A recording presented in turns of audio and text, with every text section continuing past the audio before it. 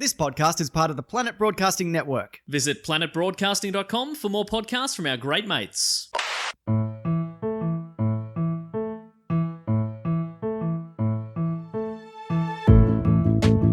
Hello and welcome to another episode of Do Go On. My name is Dave Warnicky and as always I'm here with Matt Stewart and Jess Perkins. We're here. Oh, hello. I genuinely just stopped for a second to be like, oh no, this is where I'm meant to talk. Wow, I can't believe that was going to be the record of me fucking this show up. Don't you think? Time-wise. 7 seconds in. I forgot how to do a podcast. He's that good. Well, luckily, Matt, you're in charge today of the report, so it's not like you'll have to have too much input on this episode. Okay, great. Can have a timeout at any time if you want. All right. Well, I think I've already used that token up. I really want to just get straight into it because it's a longish one. Are you guys up for just kicking in? Yeah. And cracking on? Hell yeah. Rolling up the sleeves. Let's get stuck in. Get stuck in. How does this show work again, Jess? Well, how this show works is that one of us, and there's three of us, we take it in turns to research a topic and we read lots of articles about it and we watch documentaries and we write a little report about it. We bring it back to the other two who respectfully listen the entire time. Oh, that's And the this best bit. week, it's Matt's turn for us to respectfully listen to him and not interrupt or make any silly jokes. And we usually get onto topic with a question, Matt. We do. I think people, if there's one thing people tune in for, it's the respect. Yes, absolutely. And the friendship. Yes. The respectful friendship. Yeah, we're so respectfully friendly. So the question this week to get us on the topic is, where is Transylvania University located? Okay, this feels like a trick question. Transylvania, I believe, the place is now Romania. That's true. Do they have a university there? And this is, in fact, a double trick question. I'm going to say Pennsylvania. Oh, Jess is closer. It's Lexington, Kentucky. Hey, we would have got there eventually. We would never get there. I don't think I would. So this is from the university website. It explains, not that Transylvania. Good. This is a good start. I love this already. It says, our Transylvania is a friendly, top-notch liberal arts college located in Kentucky's beautiful bluegrass region. Not the region that many people associate with dark castles and legends of vampires in Romania. Even so, we have fun with our name. Their mascot is definitely some sort of Dracula, isn't it? Oh, I haven't looked that up. I hope so. It's surely. just a drop of blood. It's a little blood droplet I dancing want around. to suck your blood. Nah, just kidding. Come in and study science with us. We'll teach you how to take blood. Apparently, Transylvania is a Latin word meaning across the woods. The heavily forested territory of Western Virginia that became Kentucky in 1792 was originally called Transylvania, and it became our name when the college was founded in 1780, which is, I believe, Dave, you're a bookman, that's well before Dracula in Transylvania was written by Bram Stoker? Yeah, that would be beforehand. What, 100-odd years? Wow. Yeah, I think that's about right, 100-ish years. So they're like, yeah, I imagine maybe they wouldn't have picked it otherwise. Finally, it says, our nickname is Transy, which reflects the congenial spirit of our campus. Okay. Okay. Don't you think that just really reflects the congenial spirit? Yeah. It I does reckon it sound does. congenial. Yeah, big time. Yeah. A word I use often and definitely know what it means. If I could award a university the Miss Congeniality ribbon or whatever, Yes. I'd give it to Transy. Yeah, big time. It's funny because it's like, that's totally what that university would be called in Australia. You'd call it Transy Uni, probably. Yeah. And I'm like, oh, yeah, everyone in the world does that. It's something that you hear sometimes Australians talk about it when they're talking to people from overseas. They're like, yeah, we like to shorten words. I'm like, I don't think that's our thing. I think people around the world shorten words. I think we take it too far, but we're not the only ones who shorten things, of course. It's like anybody else in the world named Michael has never been called Mike. Yeah. They're like, what that's do you good. mean? That's interesting. But we go too far, I think. Think of an example. Jess. Servo, That's too far. Arvo, Damo, Yeah, the big Bottle-O. You know?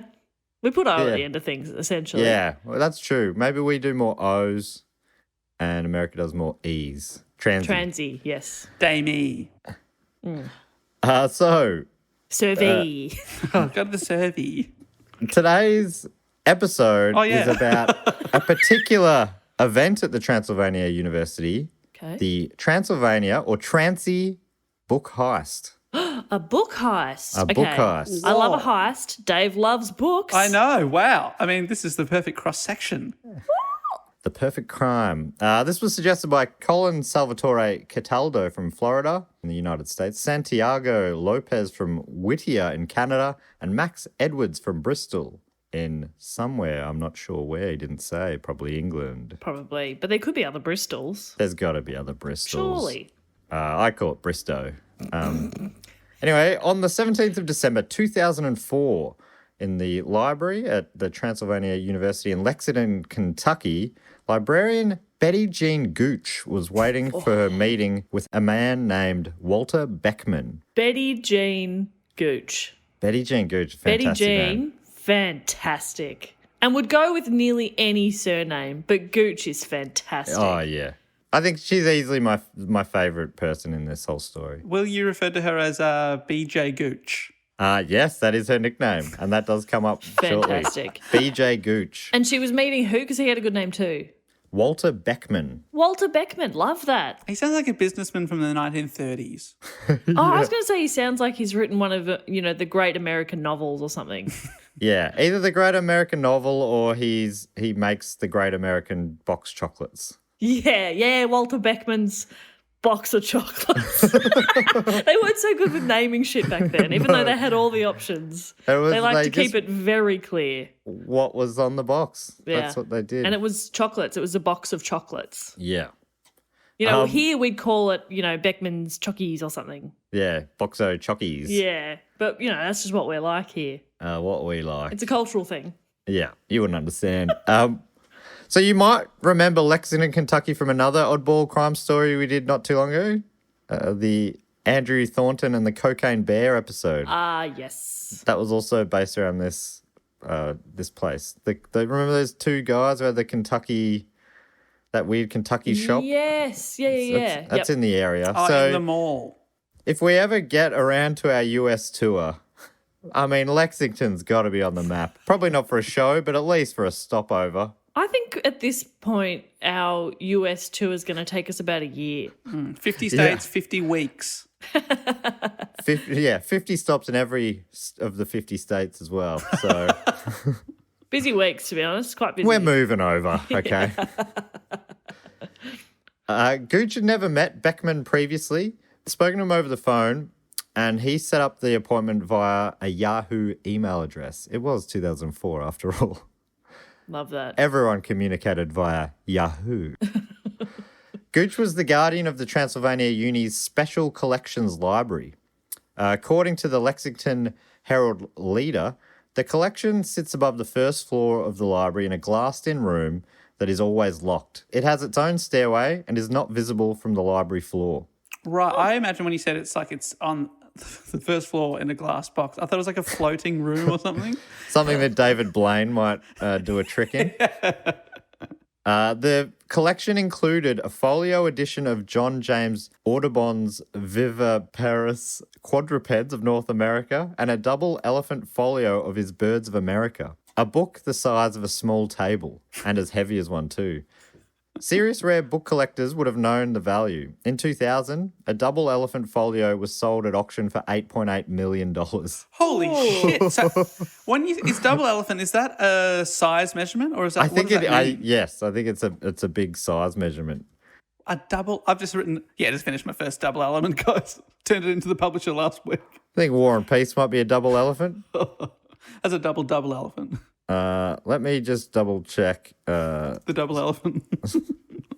It's the size. So, A4 goes all the way up to double elephant. It's 678 millimeters by 1,016 millimeters. So over a meter tall. What? And you're meant to be able to read that? Yeah, well, it's a book of artwork as well. So it's just like a strange old school way of displaying art. Wow. So it's really. kind of like it's a coffee table book that's bigger than your coffee table. Yeah, exactly. Well, it's the size of a big coffee table. Yeah. You put legs on it, ready to go. Seinfeld, didn't Kramer come up with that idea on Seinfeld? The coffee table book of coffee tables. And it also is a coffee table. Yeah. Yeah, brilliant stuff. That is brilliant. That must have been made a reality at some point. So 8.8 million. So that's just one of the items in this collection. So, and probably the most expensive one, but everything else is also worth thousands, tens of thousands, hundreds of thousands. Wow. In this, I don't want that responsibility of being in charge of that. you don't want to be in BJ Gooch's shoes. God, no. Mostly because she had smaller feet than me and it would be very uncomfortable. Ow. She lovingly looked after this collection, though, and she took people through on tours. Students from inside the university, but also outsiders could make appointments like Walter Beckman did. And she'd tour them around and explain everything that's going on. Wow. I've seen interviews with her. She just seems like a rad lady. When Beckman was setting up the meeting, he had requested to see Audubon's book, the one that's worth millions, as well as other items, including a first edition of Charles Darwin's On the Origin of Species, which you might know as it is the one that sets out his theory on evolution, which is one of the things he's famous for, I think, Darwin. You heard his work on evolution? I've heard it, yeah. He had I've some heard sort his of a theory. podcast. Yeah, Cool. I've subscribed, but I just haven't downloaded yet, you know? Yeah. Yeah. Haven't Look, got around it's sort of like, it's one you want for like a road trip. Yeah, for You sure. know, I can't listen while I'm doing something else, but it's perfect for road trips. Really keeps you awake. According to an article in Vanity Fair by John Falk, which I'll refer to a lot in this report, wearing a heavy coat, gloves, and a wool cap, Beckman signed the visitor's log. With a long, thin face and bleached blonde hair and sideburns, he appeared younger than Gooch had expected. He was also less cordial and more agitated in person, asking Gooch soon after arriving if he could invite a friend along to see the books. She agreed. A few minutes later, a short, dark-haired young man, also dressed in a winter coat, cap and gloves, entered the library. He said his name was John. The two men followed the librarian into the rare book room, and John closed the door behind them. As he was heading towards the display case, Gooch felt a tingling on her right arm and collapsed to the floor. Oh, my God. She's been bitten by a spider.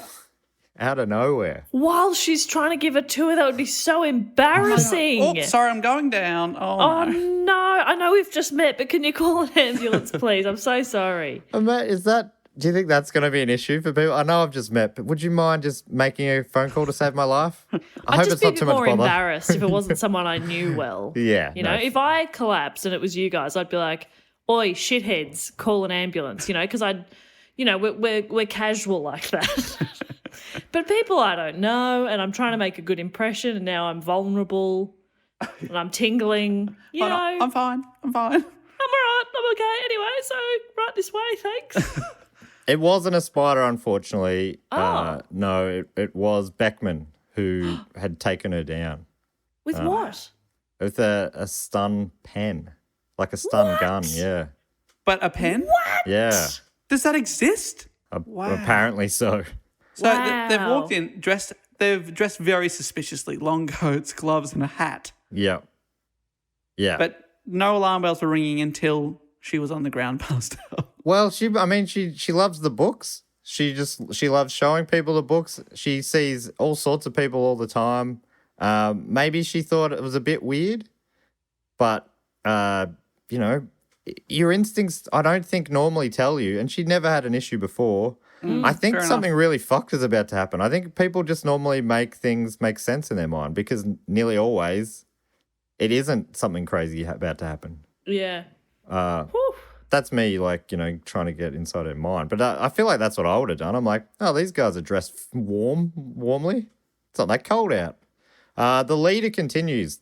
They took 20 pencil sketches drawn by Audubon for the octavo edition of Birds of America, the first edition Darwin, a 2-volume natural history from the 1500s called Ortus Sanitatis, or Garden of Health, an illuminated manuscript from 1425, and the 2 large folios. The 2 massive double elephant things. Oh, wow.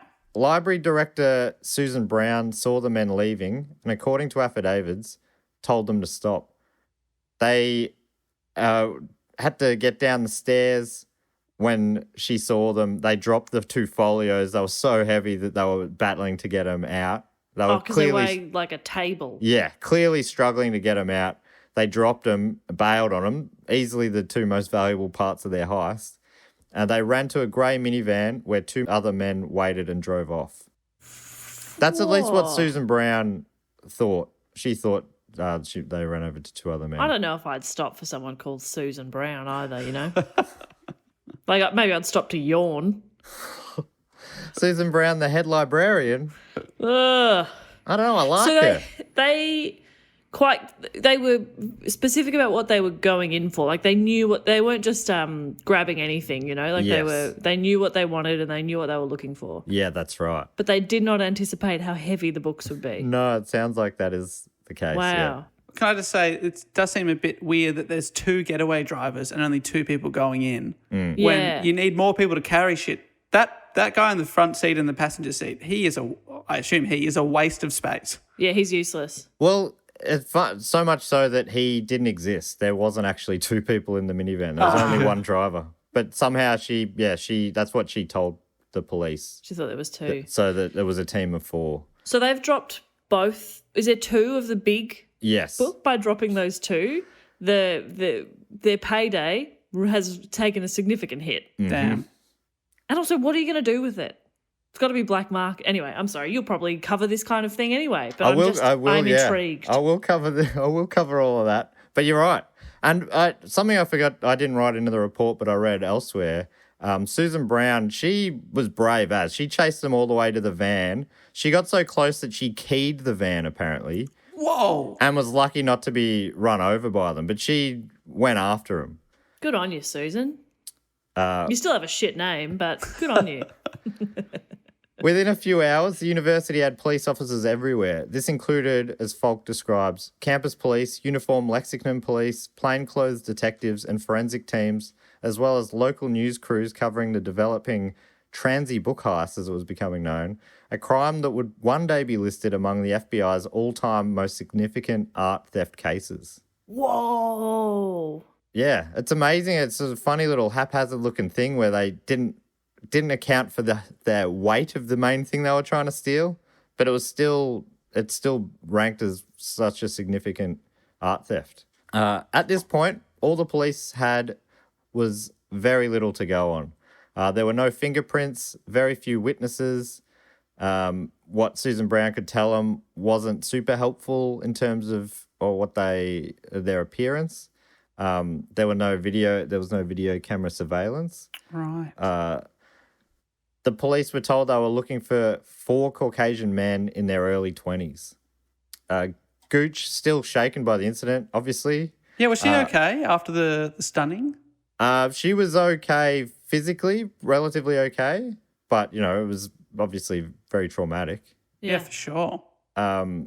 So soon after, she was still shaken when she was talking to the police, and she described how she'd been struck by a taser-like weapon and that her hands and feet were bound with zip ties and her eyes were covered with a woolen hat. Whoa. So this is a woman in her 50s, works in a library. This would just come, like to anyone this would come as a wild shock. But she's not working as a security guard in a vault or something, where you'd be expecting such things. She just wants to show people cool books. I know. Breaks your fucking heart. Yeah. One other detail stood out to her, though, and this is Dave sort of brought this up before. Despite not recognising the men, one of them called her BJ, which was a nickname only friends and colleagues used. BJ, short for Betty Jean. Aha. But she remembered one of the men saying, "Quit struggling, BJ, or do you want to feel more pain?" That's weird. So That's this very is, weird. This is a bit of a clue that these guys must be somehow connected to the whole scene here, but not sure how exactly. The Lexington police got their commercial burglary squad on the case, Police were on the lookout for the getaway vehicle, the grey minivan. Airports were notified and the FBI was also called in. But the thieves evaded capture, at least for nearly 2 months. Oh. Here is their story, told in large part to journalist John Falk when he interviewed them at the Federal Correctional Institution in Ashland, Kentucky. Funnily enough, it was 4 men. The fourth man was on a roof, though. She wouldn't have been able to see him. Oh. But the 4 men were Warren Lipka, Spencer Reinhardt, Eric Borsuk, and Charles Allen II. No good names. No good names in that at all. I need to hear him again. Sorry, one more time. Warren Lipka, Ugh. Spencer Reinhardt, Eric Borsuk, and Charles or Chaz Allen II. Nah. What? Eric Borsuk's pretty good. Eric Borsuk is probably the one stands out a bit there. They're all kind of interesting looking, but they don't quite work, do they? Yeah. They just don't have the X factor. That's all. Yeah. They're fine names. I don't have a certain. I don't know how do you say it. I can't think of a phrase, but BJ Gooch about them. You know? yes. They are no BJ Gooch, that's for sure. In any way, these guys are no BJ Gooch. I'll tell you that much. So these 4 men, they're all 19, 20, were college students who all grew up in the same Lexington neighborhood. They were former soccer teammates and were named in Kentucky's all-state high school soccer team a couple of years prior. Spencer Reinhardt and Warren Lipka grew up together as neighbours in the south of Lexington. And according to Falk, in high school, Warren, a lanky 6-footer with a mop of brown hair, was a popular jock and a class clown who delighted his classmates by bear-hugging his nemesis, the dean of students, at graduation. Crusty old dean. They got that crusty dean with a hug. We showed him. He What a hugged- prank. He hugged the principal. Yeah, in front of the crowd. That would have got him. He got you. But did he crush him or something? Yeah, no, he just hugged him. Nat just said, he hugged him and said, thanks for all your support. And everyone was like, you fucking got him. You got him. You put like a kick me sign on his back or something? Like what's the prank? Dave, I don't think you get it. Jess got it. It was a bear hug in front of He everyone. hugged him, Dave. He hugged him. Oh. So imagine, right? Imagine. Matt's been bullying me for years, right? And then at our graduation, I just go up and I hug him. Yeah, that's good. Do you get it now? Yeah. It's very funny. That is I think funny. I get it. That's very funny. Sorry to use you as an example there, Matt. Obviously, that was not true. No, you'll never hug and I'd me. never hug you. Spencer, who's Reinhardt, meanwhile, was a short, wiry, distant, and in many ways, Warren's opposite. An overscheduled, overachieving, diamond-tipped drill of a kid who excelled at whatever he set himself to. He focused above all on painting, gaining admission into prestigious Lexington arts programs. So that's how he got in to the uni. Very good at art. And drilling, Diamond it sounds tip. like it. Oh, like he was like a diamond tip drill personified, whatever that means. I don't get it. I love It sounds the- like a compliment. Well, that's what the work of Falk is so good in that way that sometimes you're not exactly sure what he means, but you know what he means. I'm But reading you get between the you lines. get the vibe. Yeah, you get the vibe for sure. Despite the differing temperaments and the disapproval of Spencer's parents, so he refers to them by their first names a lot. I do more of our classic surname thing. So Spencer is Reinhardt, Warren is Lipka. Yep. The two were best of friends from the age of 8, a friendship that revolved largely around soccer. So yeah, Spencer's parents apparently were not keen on this because Lipka was the class clown. Though they attended... Oh, you don't want your kid to be friends with a funny Yeah. child. You do not want Get that. in with the wrong crowd. Yuck. Oh, the class clown, you say? Makes everyone laugh, does he? Not in my house, he doesn't. Yeah, probably from a slightly less good area of this very wealthy area. Yeah. Yeah, I think we talked about it on the Cocaine Bear episode, but this area is like, it's a lot of, horse country. Right, okay. A lot of So horses are in charge? Horses or- are in charge. Yeah. Horses run the mayor show. is a horse. It's actually, BoJack Horseman's based on Lexington, Kentucky. Yeah. The mayor is Uncredited. called Buttercup. Yeah. And all the police are Clydesdales. Whoa. They're big. They're big. Yeah. Big, scary horses. So they attended different high schools, but both were varsity captains. Both made all-state in their soccer teams, for the state soccer team. In their senior year, the two became local celebrities after a dramatic photo appeared in the Lexington Herald Leader showing Lexington Catholic star goalkeeper Lipka and Tate's Creek forward Reinhardt battling mid-air during a playoff game. They became local celebrities because of a photo showing them playing soccer. Whoa. I feel like- So there's a lot going on in the town. Hey, you're that soccer kid. Whoa. Oh, that's the other soccer kid. Whoa, you guys know each other in real life? Whoa. I can't wait to tell my mom. Quick, do the photo. Do the photo now. Do it. reenact the photo. Do the thing. Do the thing. Okay. Oh. I like to think that folk isn't just exaggerating, and they literally did start doing chat shows and stuff. Yeah. They had a booth at all the finest clubs. Oh, they're getting free food from the bakery. In the autumn of 2003, Spencer Reinhardt was accepted into Transylvania Uni on an art scholarship, and Warren Lipka was accepted at the University of Kentucky on a full athletic scholarship. The two universities were within a couple of kilometres of each other. Okay. So if they wanted to, they could still hang out and that sort of stuff. So we got Lipka, class clown, lanky, goalkeeper. That's not so relevant. And you got Reinhardt, quieter, arty friend. Parents. And he got the do not scholarship. approve. Yeah, with the scholarship. They've actually both got scholarships. They both got, just for different things. Yeah, one for sport, one for art. Yin and yang, isn't it?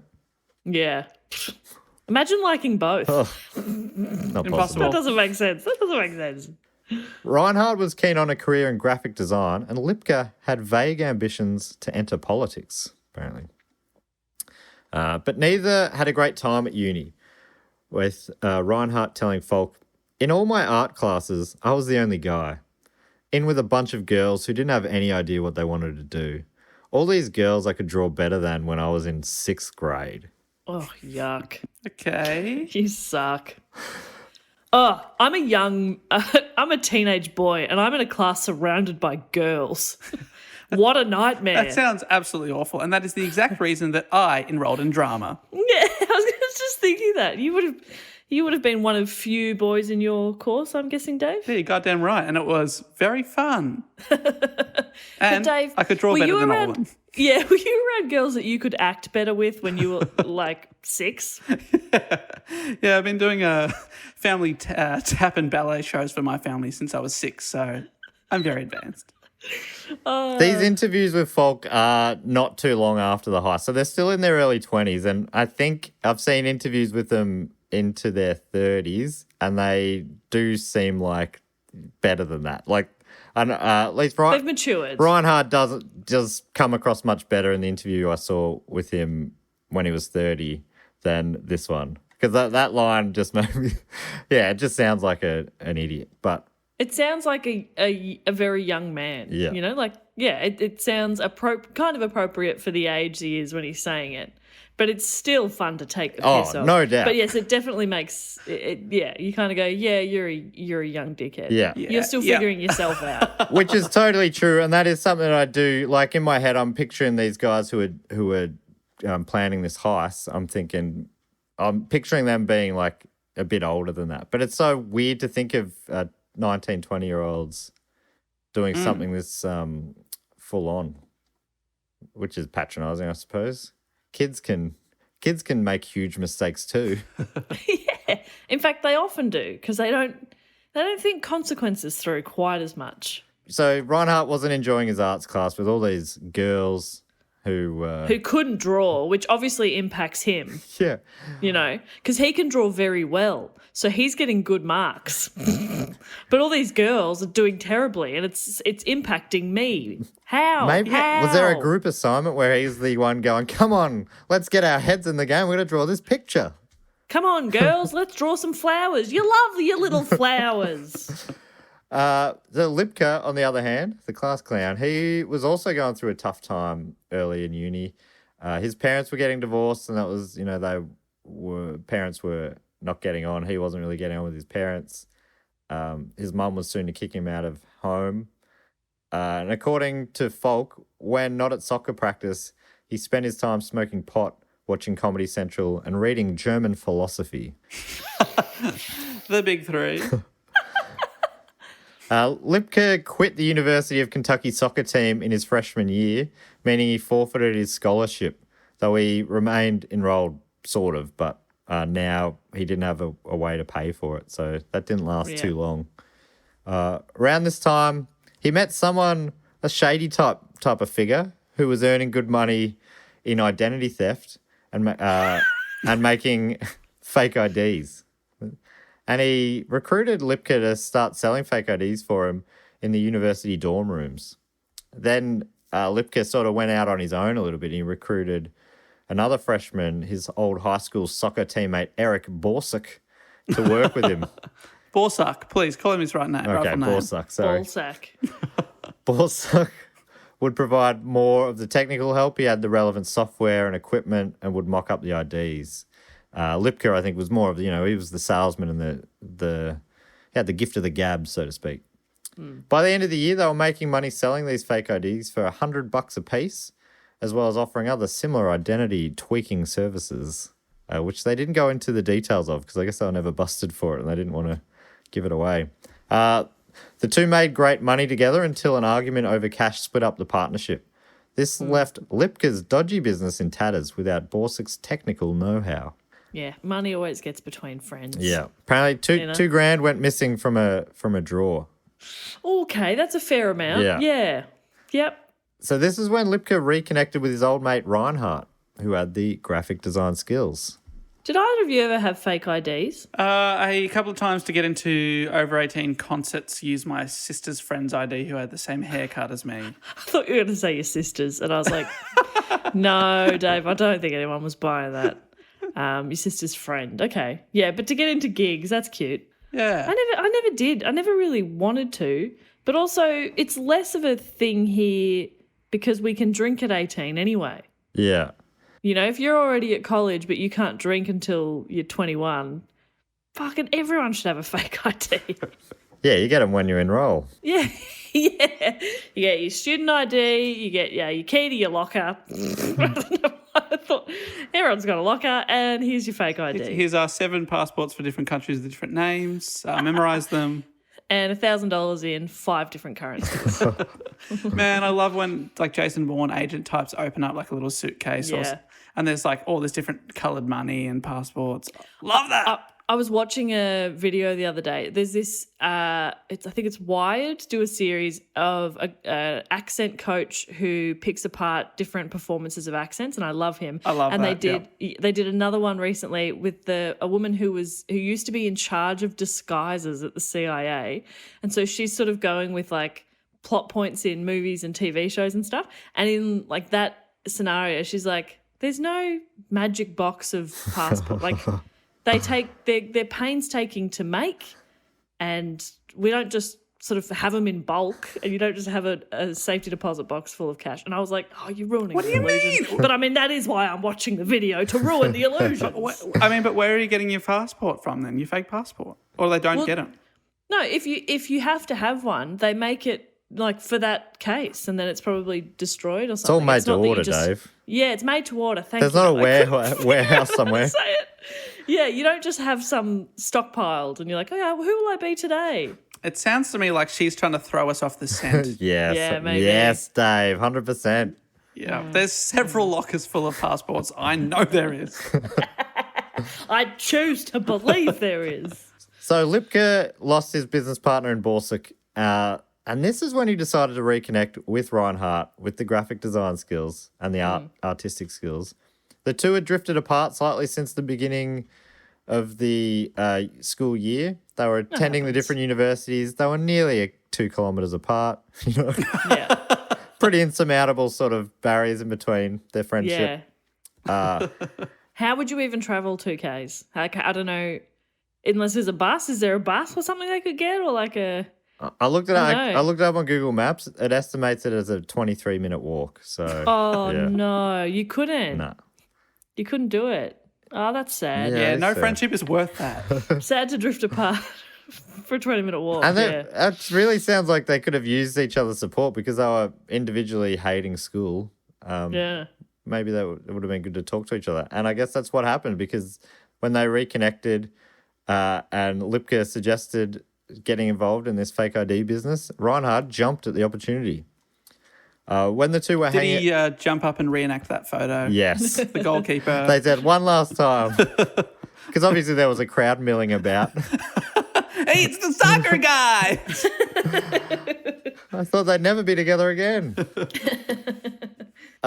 So when the two were hanging around together, Reinhard let Lipka know about an orientation tour of the Transy campus that freshmen undertook, which took in their library's collection of rare books and manuscripts. He told them of the John James Audubon work and how they were told on that tour that another copy of it sold for millions of dollars. 8.8 million to be exact. Although I think Reinhardt remembered it as 12 million. So Oh, he's already disappointed with 8. yeah, that's right. Only 8 million? Ugh. I'm broke. Ugh, throws it in the bin. Lipka, as they discussed, Lipka wondered to Reinhardt, what kind of security is around the Oh, collection? boy. And according to Falk, between studying for his first semester's finals, working out and painting, Reinhardt made time to scope out the special collections section of the Transy Library, reporting back to Warren Lipka weeks later that there was zero security other than an old lady named BJ and having to sign a fucking book. That's a quote. I'm honestly not sure. BJ's in her, 50s, isn't she? Yeah, I know. She's not an old lady I guess at all. to a 20-year-old maybe. Kids these days. To me, she's a youngster. Yeah. By hitting the ball back into Warren's court, Lipka's court, Reinhardt thought he would keep that thrilling flicker of criminality burning for a bit longer, while fully expecting there to be an insurmountable obstacle somewhere down the road. Even if they did steal the books, for example, how would they ever sell them? I love that he's looking for an insurmountable obstacle for this big heist, but he's so good at finding insurmountable obstacles. Nearly 2 kilometres walk. Yeah. But he underestimated his mate, as Lipka was busy working out how to make it all happen. He'd been in contact with his shady figure friend who gave him the fake ID idea in the first place and inquired about how he might be able to sell some rare artwork, and his contact hooked him up with a guy in New York. Falk explains, after several phone calls, Warren managed to arrange a meeting in New York. The contact, who identified himself only as Barry, stipulated that Lipka had to bring $500 in good faith money. Late one Thursday afternoon in mid-February, the two friends bought a bag of weed and drove the 700 miles to Manhattan in Reinhardt's Acura Legend. It's about a 12-hour drive. They checked into the Hilton Hotel in Midtown, with Lipka signing in under Harry Balsani, a name backed up with one of their fake Kentucky driver's licenses, and they paid in cash. Having seen their fair share of heist movies, they knew how dangerous it was to leave a paper trail. The meeting was scheduled for the next morning on the southern edge of Central Park near the Plaza Hotel. Barry described himself as an older man with a long ponytail and said he'd be wearing a green scarf. The meeting initially hit a snag. I mean, he's already pretty distinct looking. An older man with a ponytail. But just in case, I'll be wearing a scarf. He gets there and there's all these old men with ponytails in multicolored scarves. 3 different shades of green. Which shade? Why didn't you say which shade of green? Is it emerald? Lime. No. Is it lime? The meeting initially hit a snag when Barry was put off by the boy's youth. But he said he put on a deeper voice, and after an awkward back and forth, Lipka finally handed the man the $500. In exchange, Barry slipped him an email address with instructions to sign off any communication with the name Terry. So he met him and he's like, oh, hello, sir, I'm the guy. And the guy's like, you're a bit of a kid. And then he's like, oh, I mean, hello. Hello, nice to meet you. Sorry, I had a little frog in my throat just before, but here I am, a normal man. I'm a big boy. I mean, a very big little boy. man. I mean, a normal man. I don't need my mummy to cut off the crusts on my sandwiches. Not anymore. I cut my own crusts. But Is that what you meant, that he put on a deep voice after the guy questioned That's what it him? sounds like. Or at the very least, the guy sort of looked at him like, "Oh, you're a bit young," before he'd said anything, maybe, and he went, "Oh, now I'll put on the deep voice." No, don't worry about me. Yeah. So this is before they've done anything. They've just gone and met someone and given him $500. Yeah. These kids are fucking idiots. And then that means they've got his email now. So if they ever want to sell anything, they just have to email this email and say, "Love, Terry." Yeah. Well, they don't have to say "love, Terry." They could say Regards, Terry. Kind regards, Terry. Cheers. Fuck off, Terry. Yeah, Well, that'd be a roll no, of the fuck dice. you, Terry. So they've paid $500 to get a man's email address. Good faith money. Is that a refundable deposit? I don't believe it is. If we don't sell any artwork through you, will I get my $500 back? I think it's the kind of thing where they gave him the money, and if he had a second thought about it, he's like, actually, the guy would have said, "What money?"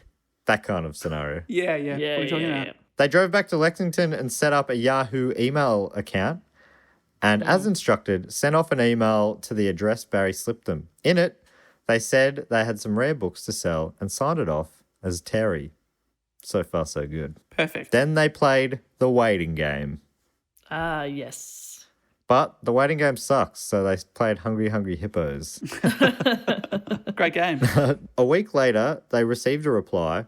It said if they wanted to sell books, they'd have to do it in person, which was fine. Only problem, in person meant Amsterdam. Okay.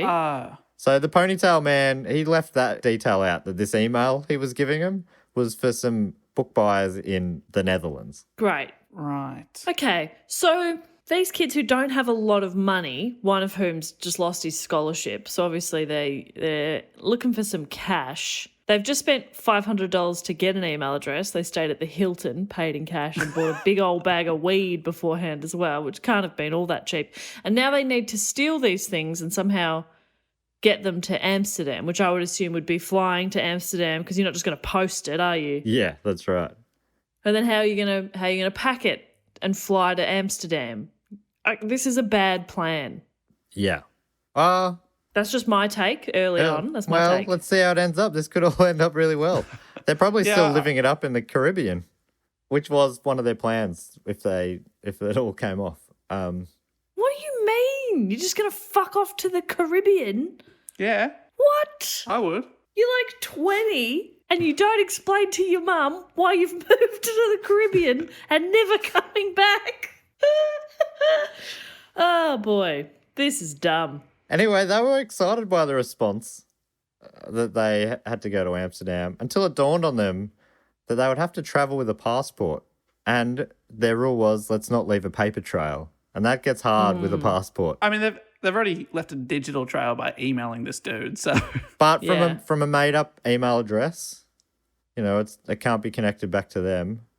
They sent the email from a public computer and all that sort of stuff. Okay, that's all right. That's good. So they've been pretty clever about it so far. In some ways, I guess. Jess has also picked a few holes. Why are you defending them?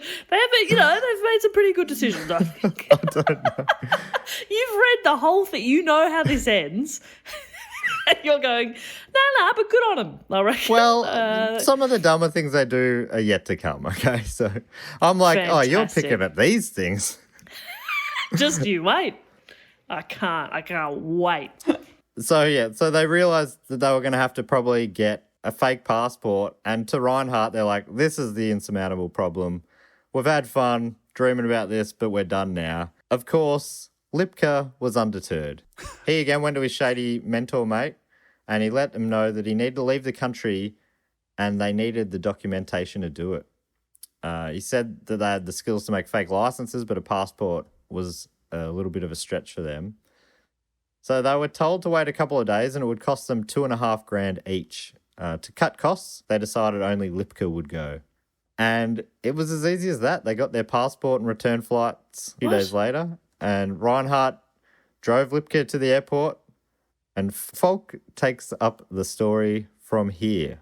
Lipka touched down at Amsterdam's Schiphol airport on a Saturday morning in early March 2004. He took a cab to the Dam Square, an old hippie hangout in the centre of the city, he had read about on the internet. He scored a joint before checking into a hole in the wall and falling asleep. First thing you do in Amsterdam, you don't check in. You go straight. Hello, can I have some marijuana, please? And they're like, yeah, all right. They would do that on the pillows, like instead of after dinner mints at the hotel. Just a little joint. After dinner joint, love it. So I've got a menu. is this choose post heist? Like he's already got the book and he's already flown to Amsterdam. No, this is all pre. We haven't got up to that. So is this to set up a meeting or something? Like why is he going early? Yeah, this is for a meeting. Right. What? But he's also playing it like he's got the books. So he's just making sure before they go through the heist that he has a way of selling them. It is kind of clever, you know, I think. Clever, but also you're dealing with some pretty serious people. Yeah. And telling them you've got something that you don't have. Yeah, exactly. And you're spending money you don't have to fly there as well. Oh, but it'll be easily covered by the I'll be 8.8 million. reimbursed. For the big, heavy books, they'll definitely be able to carry, and others. Far out. Also, I didn't think that the passport was going to work, and it obviously has. Can you still get a passport for like a fake one for $2,500?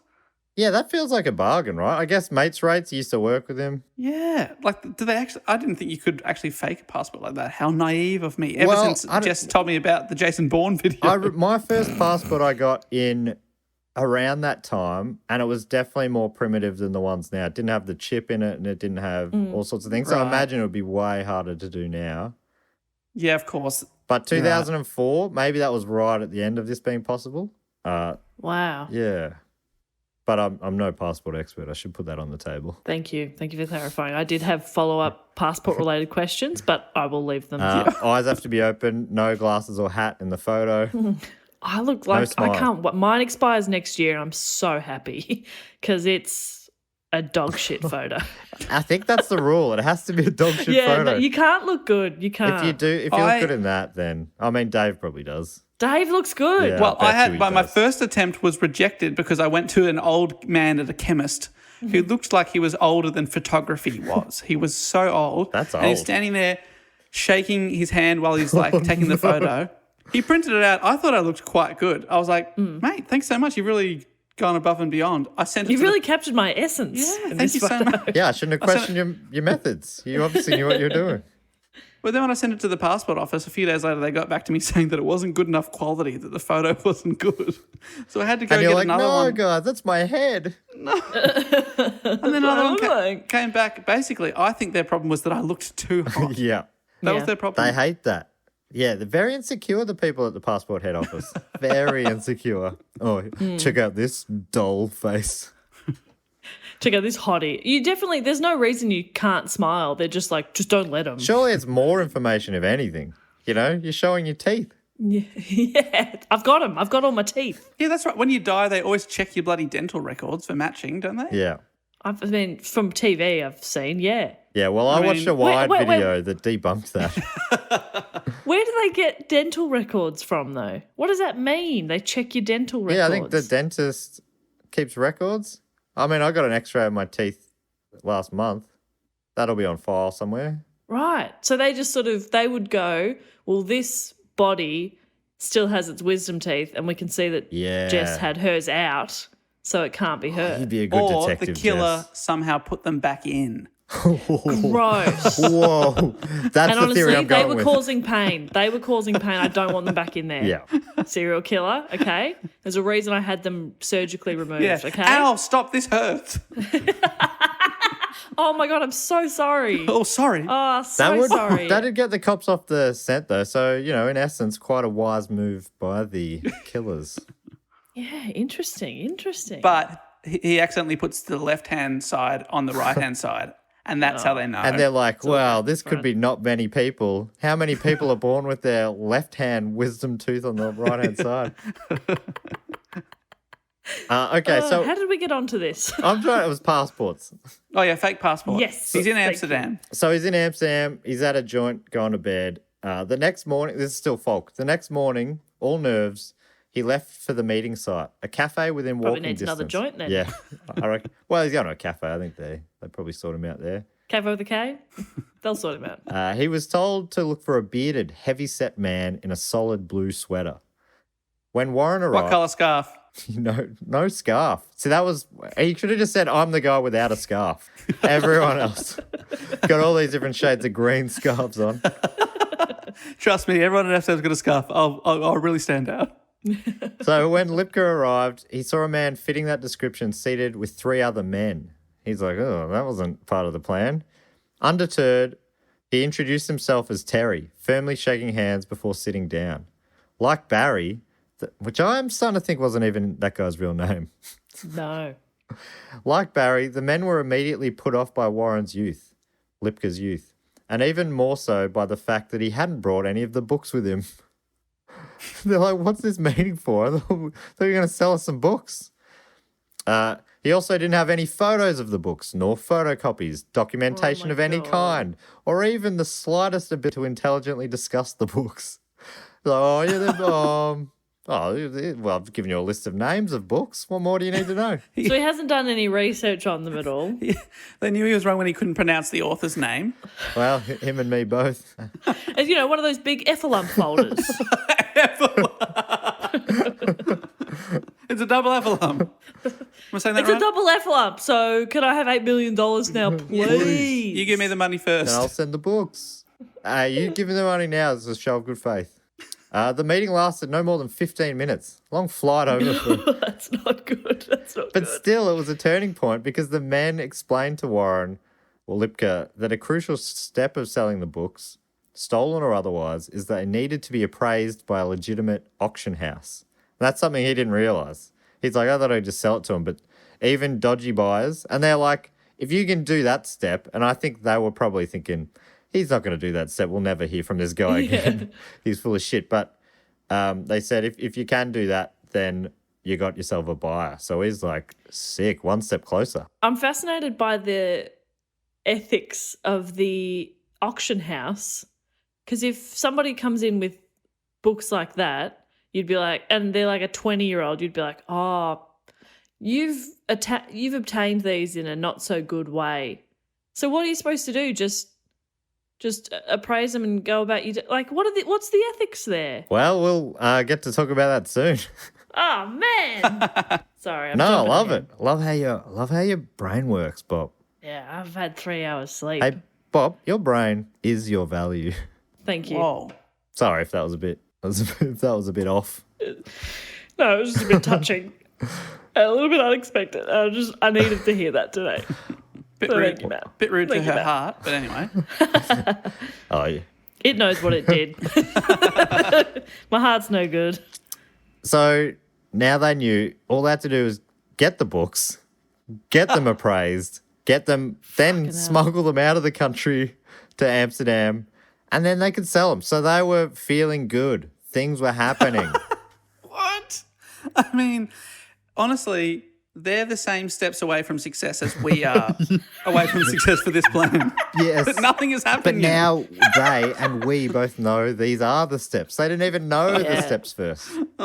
Dave, they walked so we could run. I know, that's right.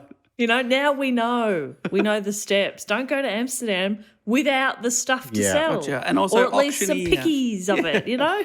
Or a vague idea about them. Yes, know what it is you plan to steal. Yes. Do you reckon as he walked away from the meeting, the 3 men were just laughing about him? Like, what Definitely, a fucking yes. idiot. Yeah. Or I wonder, depending on the kind of characters they're either laughing or they're going, should we take him out? Yeah. I don't like that he knows who we are. Exactly. They did not expect to ever hear from him No, again. I don't reckon. So when Lipka returned to tell Reinhardt the good news, they were excited. What good They had a news? buyer.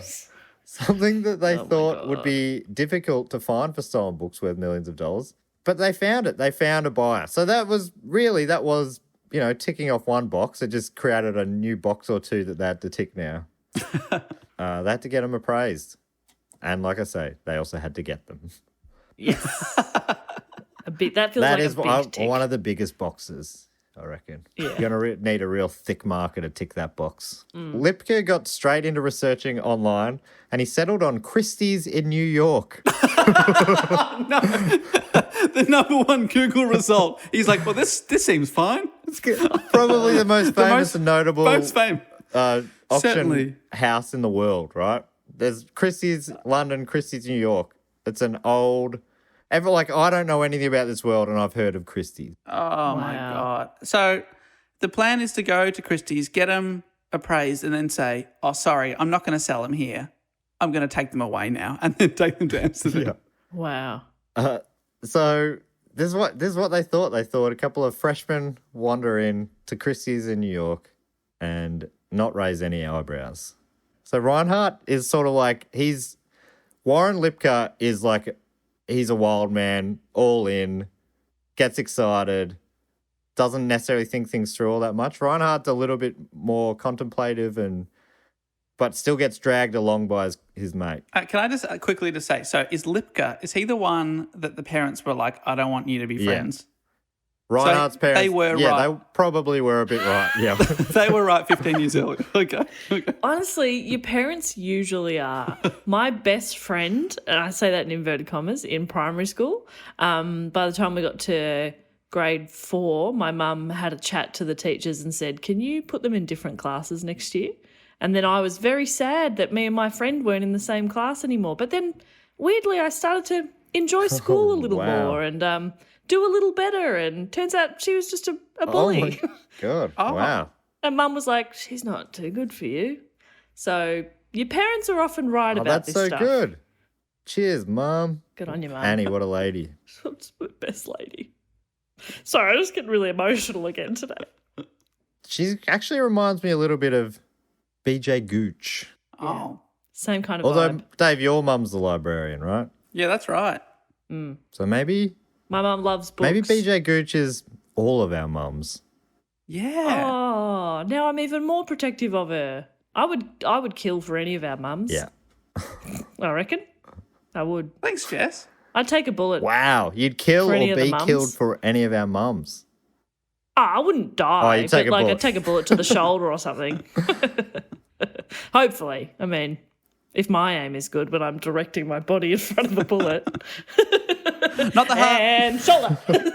Right arm, thank you. You're seeing the bullet midair. Is that what you think? And choosing not to Yeah, avoid the bullet, you're putting your shoulder into it. Yeah. Well, I'm telling if I have the choice of moving so that it doesn't hit my heart or Right. something or an organ, but maybe grazes my arm but saves a mum. I regret I bringing lose it an up. arm, but I save a mum. Beautiful. That's beautiful. Wow. Anyway, later recounting to Falk, Reinhardt said, and this is of the idea, Lipka's idea of going to Christie's, I was kind of skeptical, but the way I rationalised it was, it's the biggest auction house. If we go in there, they're not going to suspect that we stole these, because no one would go to Christie's with stolen books to get them appraised.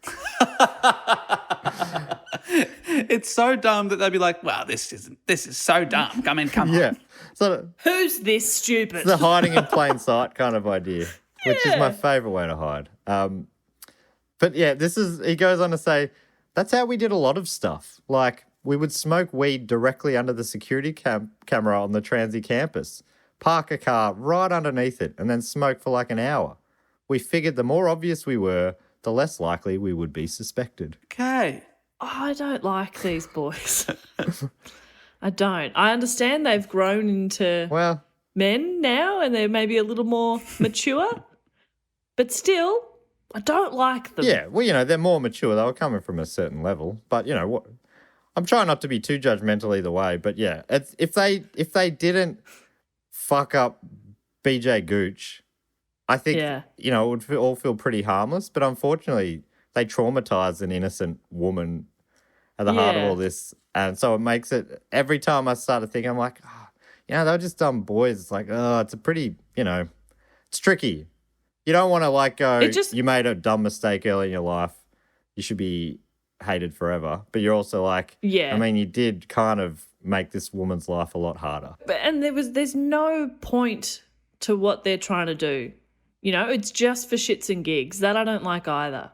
Well, something they talk about a lot is that they feel like their lives are mundane and they're trying to break out from that and try to do something. Gooch explains it pretty well in a film that she's briefly interviewed in. She says they wanted to do something extraordinary, but they didn't want to work for it. I mean, it's Yeah, so okay. much work, but it's still like somehow it's doing it the easy way, but it's so much ridiculous work at the same time. It's not easy You at hear all. these stories often, you go, imagine if you put all this effort into something more positive. Yeah, imagine if you just like were nice to the dumb girls in your art class. Maybe you could make some connections and, just connect with other humans. Maybe you could just travel. You've already flown to Amsterdam. Just have a look around. You don't have to steal some art for it. Matt, you stay neutral, but I'm going to Okay. judge the crap out of Dave, it. That's all I want right. you full positive. I think that they're great young men. Yes. I mean, what's better? A book being locked up in some sort of glass cabinet, or should it be free to be sold to some guy in Like Amsterdam? the birds depicted Yeah. in it. Send them Exactly. free. Let it fly. And then I would assume that man in Amsterdam is going to free the book back into its natural habitat. A library. Be free, throws it into a river. I did it. I'm a hero. Everyone's like, no. He's just an eccentric billionaire who just keeps buying expensive books and throwing them into rivers. He believes that's where they all came from. That's where books come from. Look it up. Read a book. Oh, you can't. I threw it into the river. What's that you got there? Book? Anyway, what started as a wild idea between a couple of high teenagers was starting to look like it was maybe a goer. No, it's not. But in this Noah. planning stage, they realised they would need more people involved to pull it off. So Lipka called his old business partner, Eric Borsak. Oh, Borsak. They met up and made up at a pizza bar. Although it's interesting with these interviews, so they've been interviewed about this a few times since, and the details change a bit. It's been made into a film as well. And Oh. so in this article, closer to the time, which makes me sort of trust it more, Lipka said they met up at a pizza bar, but in the film it's talked about like it's a Japanese restaurant, I think, or it's another kind of cuisine anyway. Okay. But it's an eating It's a different. establishment. It's not a pizza bar though. Yeah, that's Hollywood for Yeah, you. really zhuzhing it up. Pizza? It's been done. What about Japanese? Ooh, is that the sushi one? Yeah, let's go there. Was it sushi? The sushi one, Might yeah? not have been sushi. Anyway, now I'm doing what he's done. I've added a new cuisine to the list. Tacos. Everyone loves tacos. So they made up, and then Lipka started pitching him the book heist plan. Or in the movie, as they reenacted, he says, "You got to tell me you in or out." And Borsak's like, "In or out of what?" He's like, "I'm not telling you until you tell me if you're in or out." And he's like, That's I a need terrible you. plan. To, I'd I say, need to know a little I'm more out. than this. And anyway, he ends Yeah. up being in, and he tells him the heist oh, you're an plan. idiot. Basically, the plan is, hey, we got buyers for these books. We just got to get the books. They considered stealing them under the cover of darkness, but I think Borsak came in and he said, the likelihood of alarms being tripped makes under the cover of darkness harder. It would be smartest to do it during business hours. Yet again, hidden in plain sight, which meant they would have to wait till after the summer break. The summer break was spent dreaming of what they would do with all that money. Oh, my Falk God. writes that whenever the three of them hung out, Lipka would frequently conjure up fantasies through billowing clouds of marijuana smoke of post-heist life for them in the Mediterranean, complete with sleek catamarans and topless women. I said the Caribbean or Caribbean, but it was actually the Mediterranean. See, I'm doing it. I'm doing what they did. And do you know what, too? None of those topless women can draw better than him. There's an audition. He's like, I'm not hanging out with Not these one of them. topless women. The day he finds a woman who can draw as well as him is the day he meets his wife. That's You beautiful. know, that's the perfect woman, and she doesn't exist. He's that good. He's that good, you guys. He's the best artist on planet Earth. He's the best artist in the galaxy. Which is, I mean, you'd think that he could make it without stealing stuff, but sadly, he can't. He can't, because the world isn't ready for his art. There's someone that talented. We're all like, what? Because we don't get it. mere mortals. We don't get it. Lipka and Borsuk lived together along with a third uni student acquaintance, Chaz Allen II. That's right. I was wondering where Chaz would come Allen into and this. Borsuk also ran a lawn care company together the previous year. Chaz seemed to be like a bit of a go-getter. The way I read it, maybe he's comes from the wealthiest family of the three of them, as well as being their housemate. He also co-owned the house with his parents. So Okay. he was kind of like their landlord and housemate. And they're 20. I forgot that these guys don't come from poor families. I mean, I'm not saying their parents are all millionaires and so, but Yeah, they're okay. no, that's totally what it seems like. I think they've got a fine they're support network. not at all. I don't think they're like loaded, but they are. Yeah. They're described as middle class, so I think they're comfortable. According to the Herald Leader, Allen co-owned CTA Investments with his parents, the company. The business owned 3 Lexington properties, including the Beaumont House, and according to court records, they were valued at about $500,000. I would love to go to the American property market. Whenever I see those sort of shows where they're buying a house in America, I'm like, feels like I could almost afford a house over there. Yeah. Do you know what, Matt? You know how much I love House Yes. Hunters? I was at work overnight and House Hunters was on TV and I was like, fuck yes. And it was House Hunters International. I was like, yes, love this, because it's often people moving to different parts of the world. So Yeah, it's the good Spain fun. ones are always great. These I love the people- ones where they go into a sunny place. Yeah, and it's like even Island Hunters is very good. So I was excited for something a bit exotic, but it was actually a young couple moving from a place in northern Western Australia to Perth. And so they were just looking at suburban houses. Red So bricks. in And I what was way like, is that "Oh, for international? I fuck's guess sake." it's international to people not in Australia, but I thought international. Yeah, but they weren't even moving isn't that- internationally. the point is the house hunters are moving internationally, I thought. They're running Yeah, out of that's ideas, what I Jess. thought. No, were they Unbelievable. like, Western Australia's so big. It's basically moving How did you countries. describe it last week, Jess? It's fucking huge. It is fucking huge. It's honestly so fucking big. The Herald Leader also says that Allen worked for his father's real estate company as well, according to the financial affidavit. His father, Tom Allen, is a part owner of Thompson and Riley, a prominent Main Street auctioneer. And in the past, Charles Allen had also done appraisals for his father, according to court papers filed in connection to his father's 2003 divorce. So maybe you have a few skills in the old appraisal world. Let me Right. just say, they go underutilized. Okay. Oh, so they're still going to Christie's. Fuck. Dumb. So these kids are just absolutely bored. They just want some kind of adventure. They just want a thrill. Does feel like it's a big part of it, yeah. Just go skydiving or something. Go to a theme park. That's They a did bit that of for fun. their He'd be 6 like, "All right, look." birthdays. He'd be like, let's go skydiving, but we'll land in a bank vault. We'll take everything and then we'll bungee jump out. When told of the plan, Allen derided the others as deluded potheads. But once fully aware of all their prep work and the dollar value of the heist, Allen was in. All their prep work. Allen was in as well.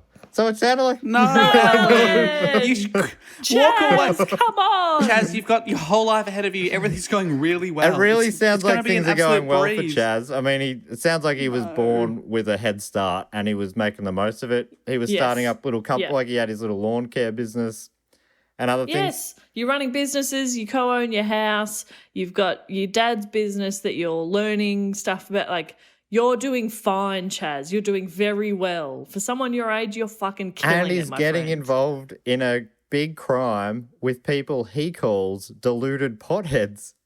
Fucking hell, these kids are so bored. It just, yeah. Anyway, the other 3 don't like him that much either.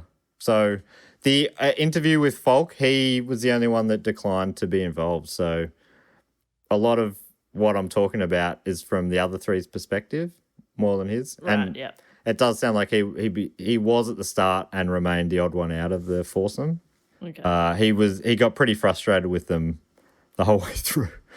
God, I was frustrated with him from the Yeah, I first think he sentence. sort of might have lived that the whole time as well. Like, guys, this doesn't Yeah. make sense. You're doing this the dumb You're way. so And, stupid. yeah.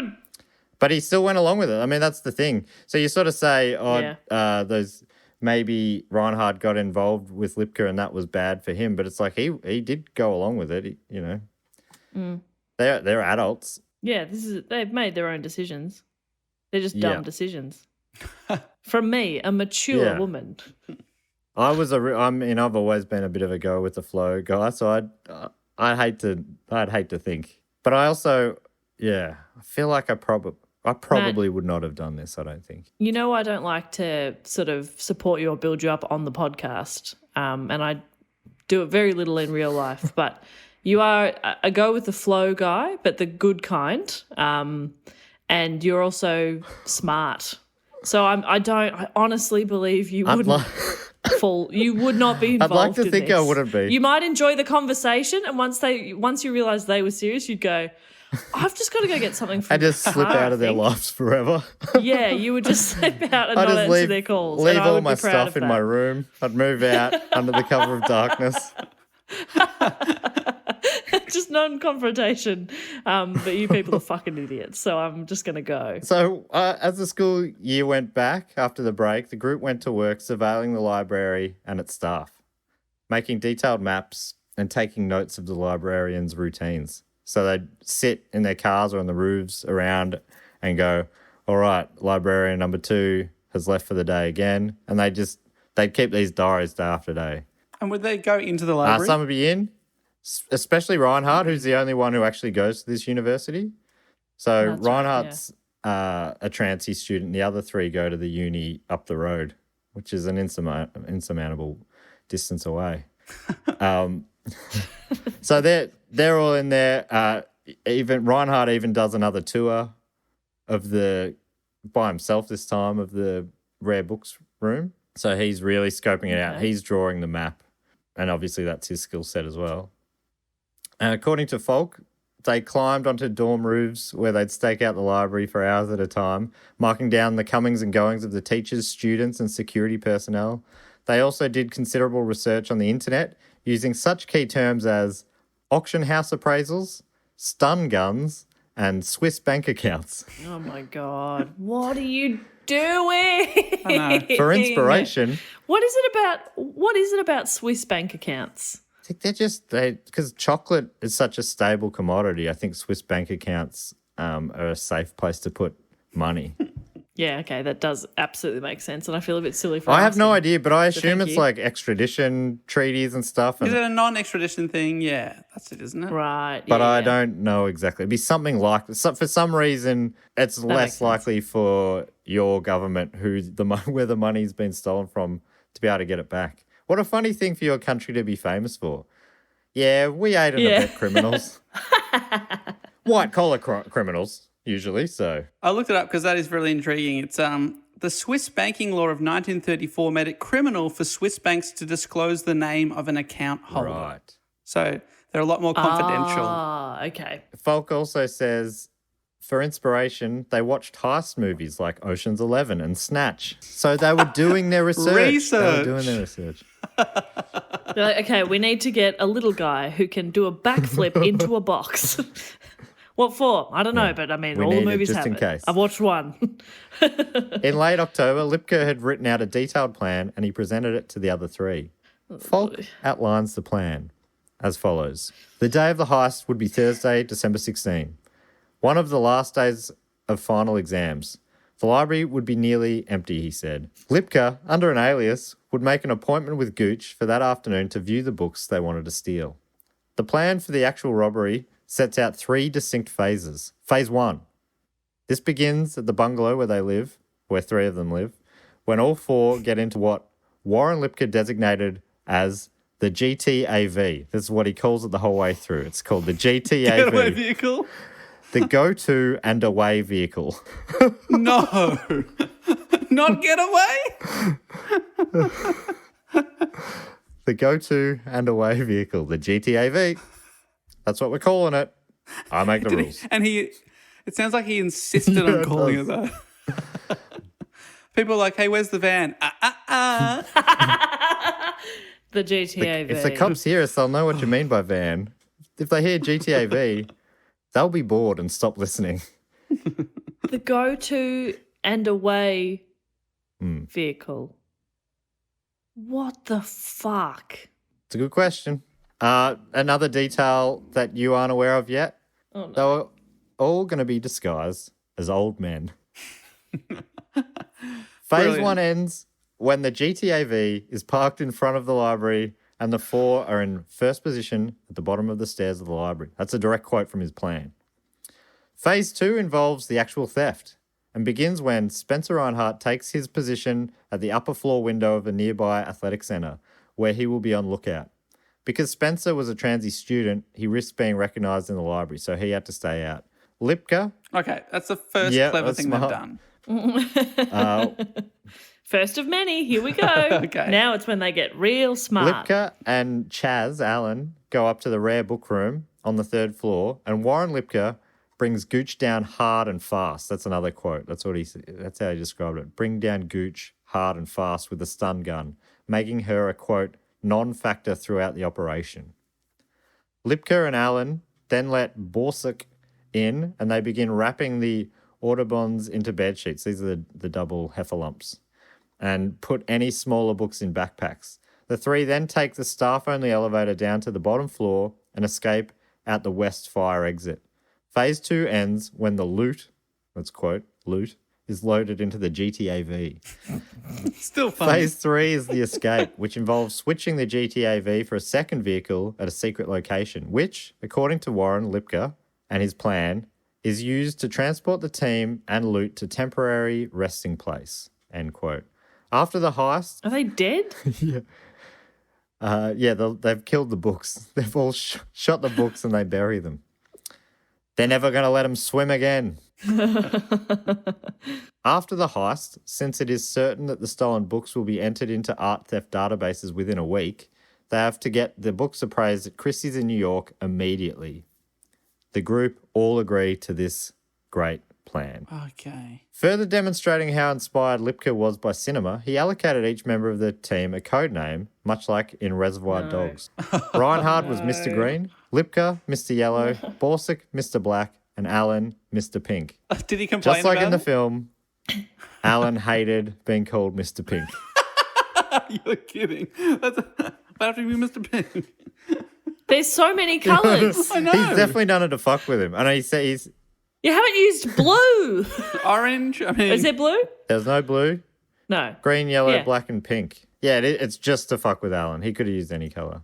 But it's also funny, like, this is 2004 when boys would be offended by being associated with pink. Yeah. I think it That's feels like so the world's funny. moved on from that now. Like, there used to be a running joke where people would be offended if you're like, oh, I like your pink shirt. It's not pink, it's salmon. You remember that? Yeah. Yep. Now I've seen so many men wear pink, and I love it. and men are like, it's not salmon, it's pink. God damn it. I'm Mr. Pink. Can I be Mr. Pink? No, I don't want to be Mr. Please, Green. he always gets to be Mr. Pink. No, you're Mr. Salmon. No, I'm pink.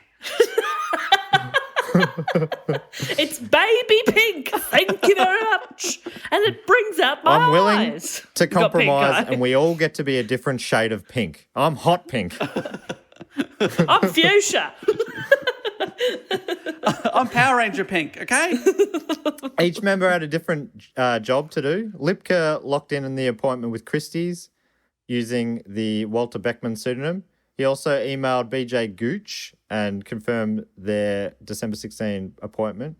He used public phones and campus computers to avoid the correspondence being traced back to him. Lipka also ordered 4 stun guns online. Not sure why he needed 4, but I guess it's good to have backups. Borsuk was in charge of organising the GTAV, which he did, organising to borrow a friend's car. The friend was unaware of what was planned for it. What? So it's not even like a hired or stolen car No. or something? They that's what I was thinking switched before. the number plates on it, though. Oh, okay. Yeah, okay. Because if you hire a car, like you've got to show ID and Which they could do, but yeah, just then maybe there's CTV footage in that shop and all that sort of stuff. Yeah, exactly. Yeah, but sorry, I was thinking that they were just going to use their friend's car and then their friend would get arrested and he'd say, oh, no, these four people borrowed it. That's it. Oh, okay, thanks for that. Oh, we'll no go worries. arrest them Yeah, now. oh, wonderful. Yeah, you'd be like, oh, they shouldn't be far away. They've only just dropped it back. So he also organised, this Borsig also organised the zip ties, bed sheets to cover the books, and the woolen cap that would cover Gooch's eyes. Right. Being the artistic one, Reinhardt was in charge of disguises. He organised fake beards and other facial hair, grey wigs, and costume glue. According to Falk, on the morning of December 16, Lipka's carefully scripted plan began to unravel almost immediately. Borsig couldn't get hold of his friend's car, leaving Chaz Allen to borrow a Dodge Caravan that his mother was fortuitously selling the next day. The stun guns Lipka had ordered never arrived, so he drove around town and finally found a Black Cobra stun pen to buy. And then he had Reinhardt zap him and Borsig to test its knockout power. Oh, my God. Oh, my God. What are you doing? Did he get Yeah, I knocked guess out? it worked well enough that they kept going with the plan. When they arrived on campus in the replacement GTAV, still called a GTAV, they couldn't find a parking space anywhere near the library. They're just doing laps. Are you Remembering leaving? how heavy the books are, it's so important that it's just as close as possible. Dave, they're just gesturing Yeah. out the window. Are you Following You- anyone you- who's got are you keys going- in their hand. You going here? Oh, no. gonna go? No, you're straightening up? No worries. Oh, good. Yeah. Oh, you're just putting stuff in your car. Okay, yep, no worries, Yeah, no. thank you. Cool. Thanks, so. Once they were inside the library, students stared at their ridiculous old man disguises. They would have looked, So heaps Yeah. of witnesses. and they look. They're the ones who are saying, like, the more obvious we are, Yeah. the better. Like, as in, you know, but now they're going, hello, my name is Walter. Oh no, that's so bad. That's so everyone. Yeah, because you're right, Jess, with the witness thing. Like everyone's just like, oh yeah, I remember those men exactly. Yeah. I watched them for a while because I thought they The were a bit ridiculous old man disguises were particularly ridiculous because Reinhardt had to do a rush job on them because his art history final had run long. He had an exam that day. They all did, which I think they Fuck thought, me. you know, this will put them off the scent even more, as if people doing their exams are also going to do a heist that same day. Unlikely. They also noticed a group of people lingering in the rare book room, which they weren't expecting. I mean, after all, Walter Beckman had an appointment. So they're going up the stairs. I want to call him Lipka. He's going up to the stairs, who's going to play the part of Beckman, and he sees this big group of people in there. They quickly have a meeting in the library. What do we do? And they decide to abort. They all leave, jump in the GTAV, and they head back to the share house. What? Right. Gooch later said that she noticed the group in their costumes and just assumed it was theatre students fooling around. They looked so ridiculous. They're just like, oh, they're just goofing around. It's the end of the semester or whatever. Lipka called Gooch to apologise for missing the meeting and rescheduled for the next day. Apparently his excuse was, sorry, I was out of town on business. Oh my That's God. that's something dumb an shit. old man would say. No, yeah, it's so funny. Oh, sorry, I was out of town on business. I mean, he was about to walk into the meeting with hastily glued on facial hair. Far out. So, but anyway, now he's rescheduled for the next day, and they revised the plan. They scrapped the old man disguises, deciding they'll only wear, the winter clothes instead. They decided also that only Lipka and Borsig would enter the library. Lipka would go in as Beckman for the meeting, then call Borsig when he was ready for them to start hauling the books out of there. Basically, when he'd taken care of BJ. With business. And then that left Alan II as the GTAV driver. So he was sitting in the van. They had to get it all done by 12:30. This is the following day, as Alan had to get the Dodge Caravan back to his mum in time for her to sell it. Oh my God. Obviously, his mum did not know about it. So it couldn't be like, Mum, the heist went long. And what about, so how are they going to get to New York real quick after Well, this? they've got other cars as well. They just didn't want to use their own cars for this part of it. Gotcha. On top of that, Reinhardt and Borsick had to go to their exams in the early afternoon as well. I think Borsick's exam was tennis. And he had a told tennis Falk, he's like, oh, it's exam. actually harder than I was expecting. There was all these trivia questions about tennis or something. Dude, I wasn't expecting this. How many times has Pete Sampras won Wimbledon? I want to go to this university. He had a tennis Yeah, I know, I've exam. never heard of that as well. But that's pretty fun. University tennis exam. Wow. I have a degree in tennis. On what sounds like a spur-of-the-moment decision, and you'll remember this from earlier, Oh, no. Lipka bleached his hair with the thought it would give him extra anonymity. Remember how one of the heisters at the start had bleached Yeah. blonde hair? That was because Lipka, at the last minute, decided to bleach his hair. Oh, my God. So at 11 a.m. on the 17th of December, things got off to a much smoother start. Alan scored the perfect parking spot for the GTAV. And then Someone was just backing out Lipka right up the front. He whacked on the indicator. Shotgun, that's mine. That is That's my mine. spot. Lipka went up for the meeting as Beckman, and he got there bang on time. The next bit, we already talked about at the start of the episode. Lipka knocks out Gooch with the stun pen, and Borsick ties her up with the zip ties and covers her eyes with the woolen cap. And it's around this time that Lipka said, "Quit struggling, BJ. Do you want to feel more pain?" Oh, my God. Falk takes the story from here. Once Warren Lipka had pulled the cap over Gooch's eyes, the two laid a bed sheet on the ground and began piling on the 7 Audubon folios they intended to steal, which was the 4 volumes of Birds of America, plus 3 volumes from another Audubon series. The books were much heavier than the boys had projected, and the pair could handle only 3 at a time. They stuffed some of the smaller books Gooch had pulled out for them into their backpacks, with each taking one end of the Audubons. They made their way to the staff-only elevator, as planned.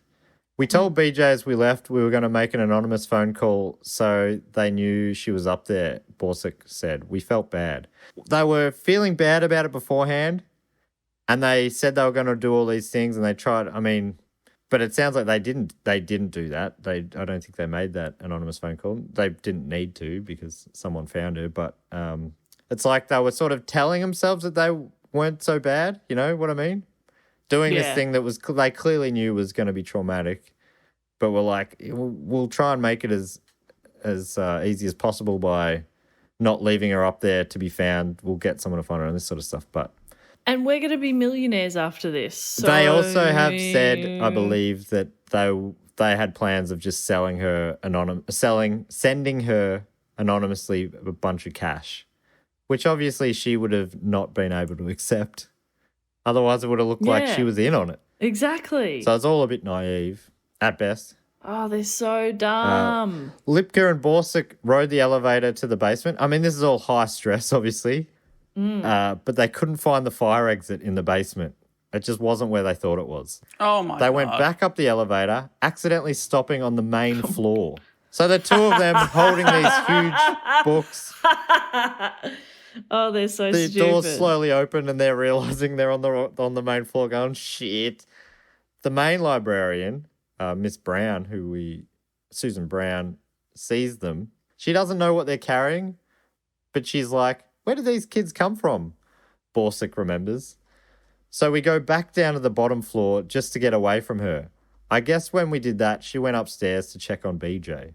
Realizing that the only way out was through the main floor, they took the elevator up once again and carried the books into the back stairwell that led to another exit. As they scooted down the stairs, their arms gave out and they stopped to catch their breath. Borsick had propped the folios on the steps with his foot when the librarian appeared at the top of the stairs, beside herself with rage after finding Gooch hogtied in the rare book room. So this Oh is my Susan God. Brown. She's Susan Brown by name, Yeah. but she's a fucking badass by nature. So she's coming for him. Yes, Susan. Borsick drops the books and Lipka made a run for it. He just ran off in a random direction. He's panicked and he's run. That feels like him, yes. Reinhardt is outside watching this all happen. They're taking a bit longer than expected.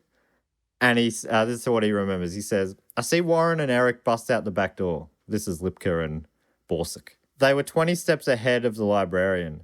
Chaz Allen backs up the van and almost hits the woman as Eric Borsuk comes around to the door.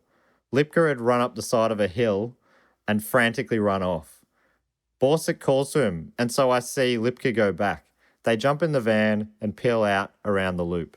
So he just frantically ran away, forgetting that he had a getaway car that he named this weird name. He still forgot about the GTA V. And when they're yelling out to him, are they yelling out, Mr. Green, Mr. Green, or are they yelling out his name? I don't know, but I think they're yelling out Mr. Green. And also, is there now a Mr. Brown and a Mrs. Brown? No, there was no Brown, but that is great that a Brown got involved as well. Like she's part of the group.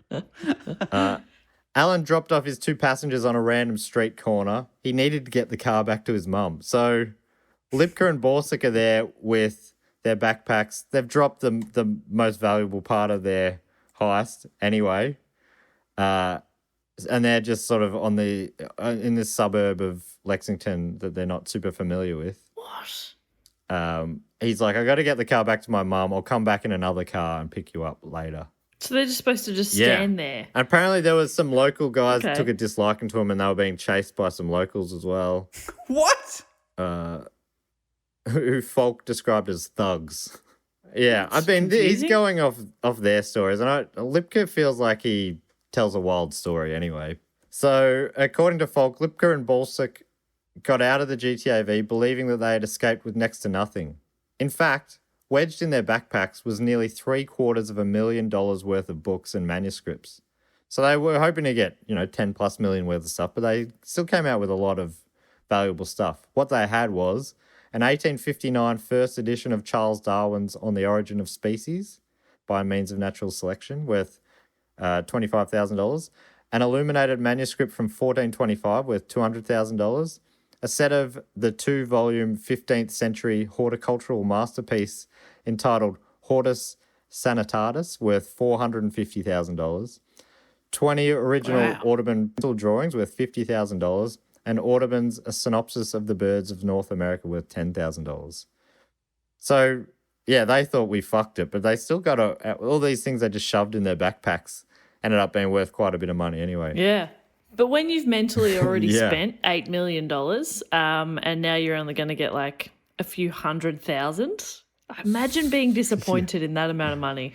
Imagine. Oh, I only get like $200,000. What? Back at Warren's later that afternoon, this is still Falk. Back at Warren's later that afternoon, the boys were transfixed by the local coverage of the Transy book heist. According to the news, it appeared that neither Gooch nor anyone else was able to provide the police with an accurate description of the boys. The librarian who chased them out of the library did tell police the correct total of 4 thieves, even though she had only seen 3. She was just such a fucking badass. Yeah. Yeah. Susan Brown by name. A witness had written down a license plate number, but it was way off, and it was based on a stolen plates of theirs anyway. They tried to come up with some links the cops could make between them and the theft, but they couldn't. In the early evening, they say they smoked some celebratory Kentucky bluegrass weed they had stashed away for the occasion. For something different? Yeah. Yeah, just something special. So they're like, I think we just got away with a book heist. But You stupid little fucks. the next part was, and they had already planned it out, they were heading to New York, baby. We're going to Christie's. We got an appointment already made.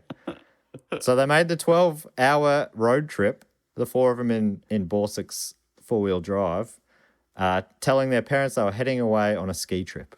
So they're still having to tell their parents their alibis and stuff. Yeah. They arrived with plenty of time to spare, getting into town on the Sunday morning. So they had a Tuesday appointment. They got into town on Sunday. According to Falk, that night they had dinner at a Japanese restaurant. Or maybe this is where the things were conflated. Followed by drinks at the hotel bar, where Warren chummed up to an Iraq veteran. Spencer almost started a brawl. That's Reinhardt. Am I having to keep doing Warren's Lipka, Spencer is Reinhardt. Yep. So Spencer almost started a brawl after knocking a table of drinks over, and Eric picked up a middle-aged Brazilian tourist. They're living Well, there. there you go. What a weird night to do. They're like, I guess they're nervous about it all and they've still blown off some steam, but it feels like they all had very different Yeah. nights. Or at least, what a weird way for folk to break down their night. One of them met an Iraq Yeah. veteran. One of them knocked over a table of drinks. One of them picked up a middle-aged Brazilian tourist. It was a big night. And all it took was that she just drew a little picture on a napkin. I like thought, how oh my God. I like how Reinhardt said it, but you're just assuming they're all I'm doing it for all think of the them, same thing. I just can't quite get past it, so I'm You know, bringing when it I- up as when often I- as I can. Put it in, I'm like, Jess is gonna really love and hate this little tidbit. Yeah, you're right. You know me well. Lipka and Alan left the other two and staggered to the nearby China Club, a tacky West Side nightclub, which they knew about from the famous Rick James episode of Chappelle's Show.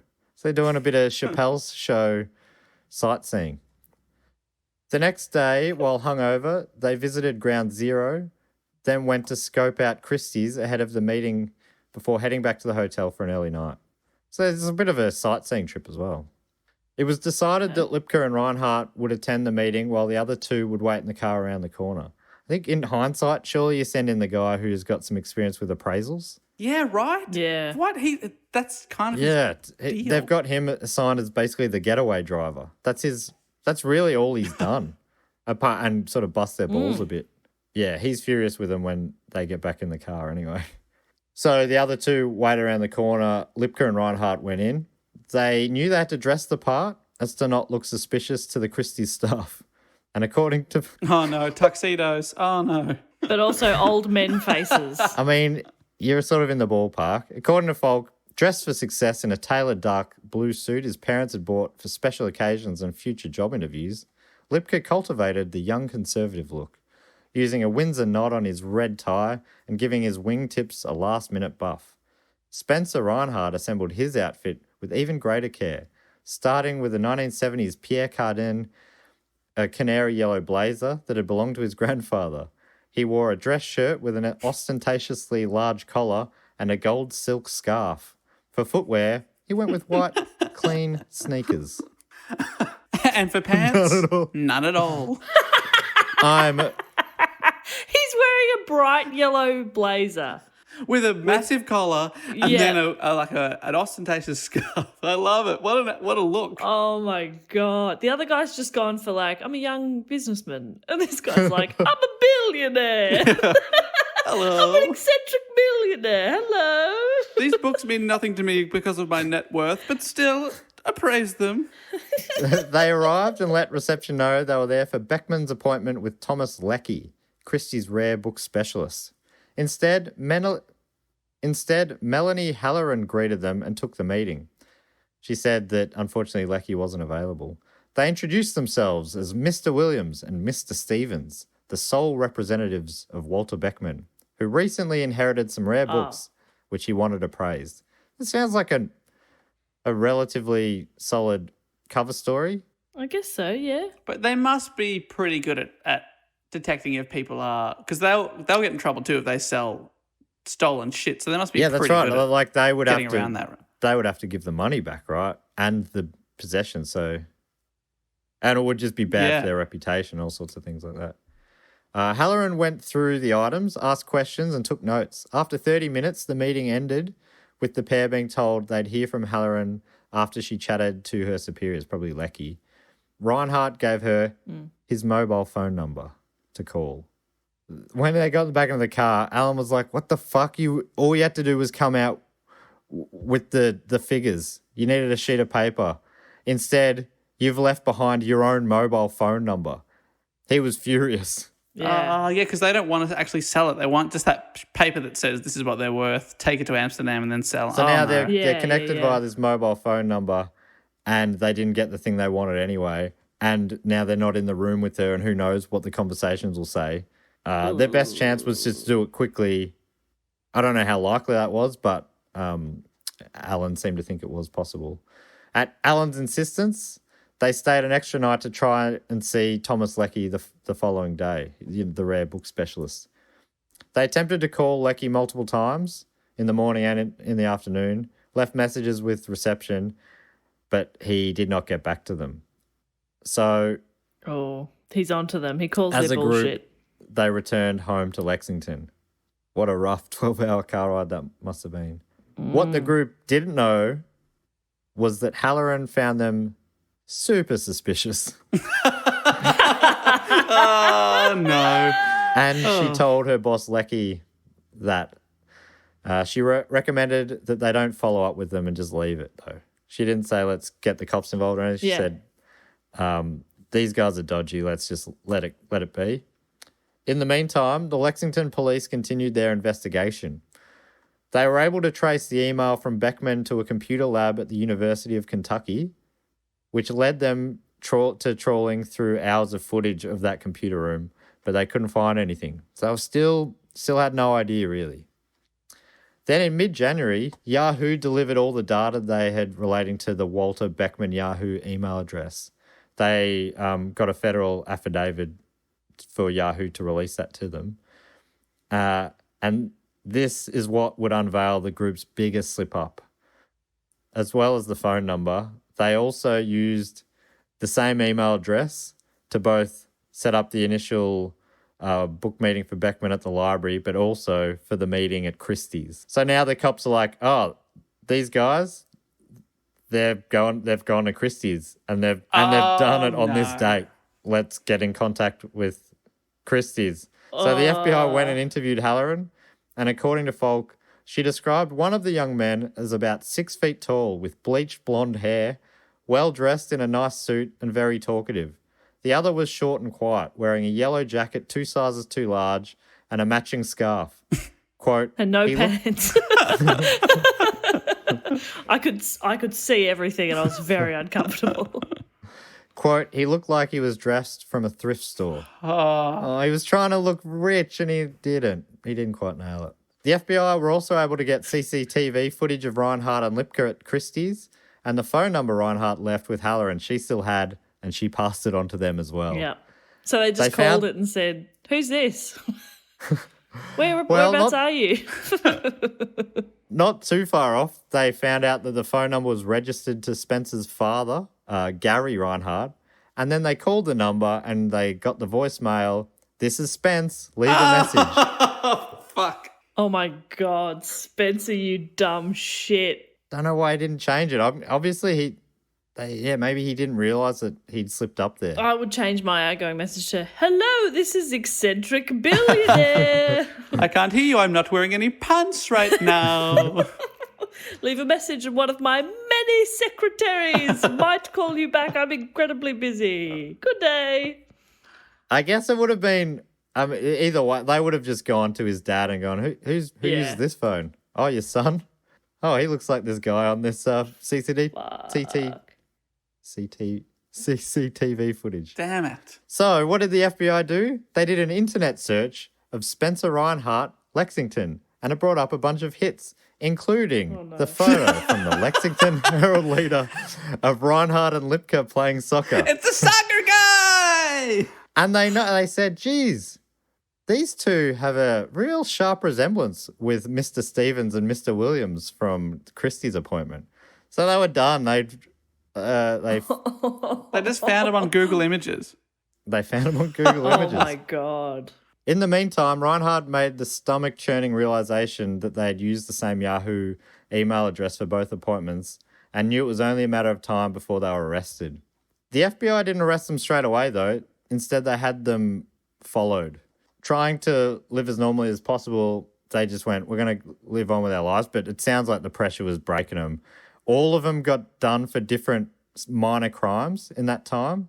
One for drink driving, one for stealing a frozen dinner from a supermarket, one for hooning. One of them, they were pulled over when Lipka was riding on the roof of a friend's car that was speeding. Oh my God. Hey guys, let's just try and lay low, get on with our lives as normal, not bring attention to ourselves. Want to ride on my car roof? Sure! See, if this is the kind of adrenaline rush they've all been looking for, and instead they went on a book heist. Oh no. Then one day, Reinhardt, Lipka, and Borsuk went to the cinemas to see Ocean's 12. No, Matthew, no. Please tell me that's what the FBI arrest them. Please. That would be so amazing for the rest of the audience members.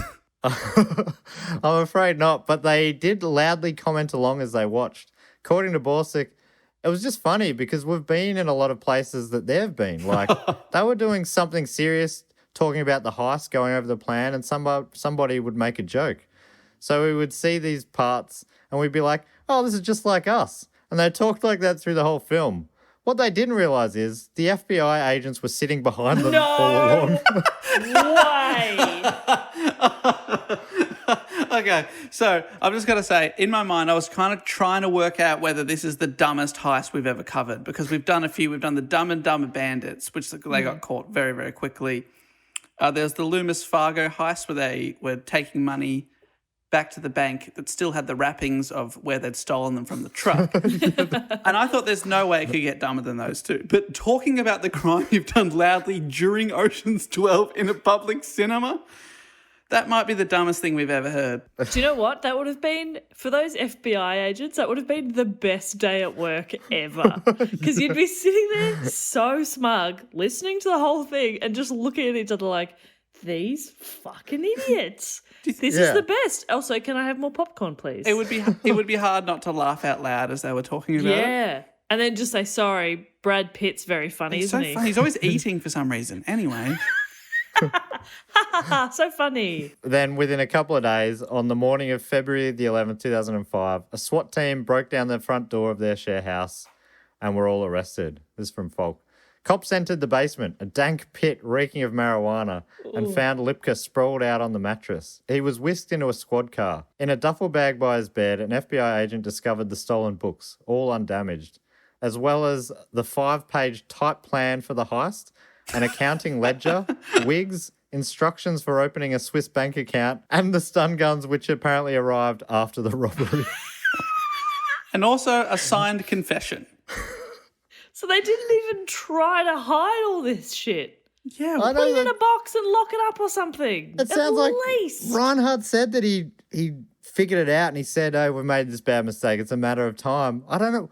Surely you go, all right, what do we do here? Maybe we return the books. We own up. Surely, you get ahead of the game.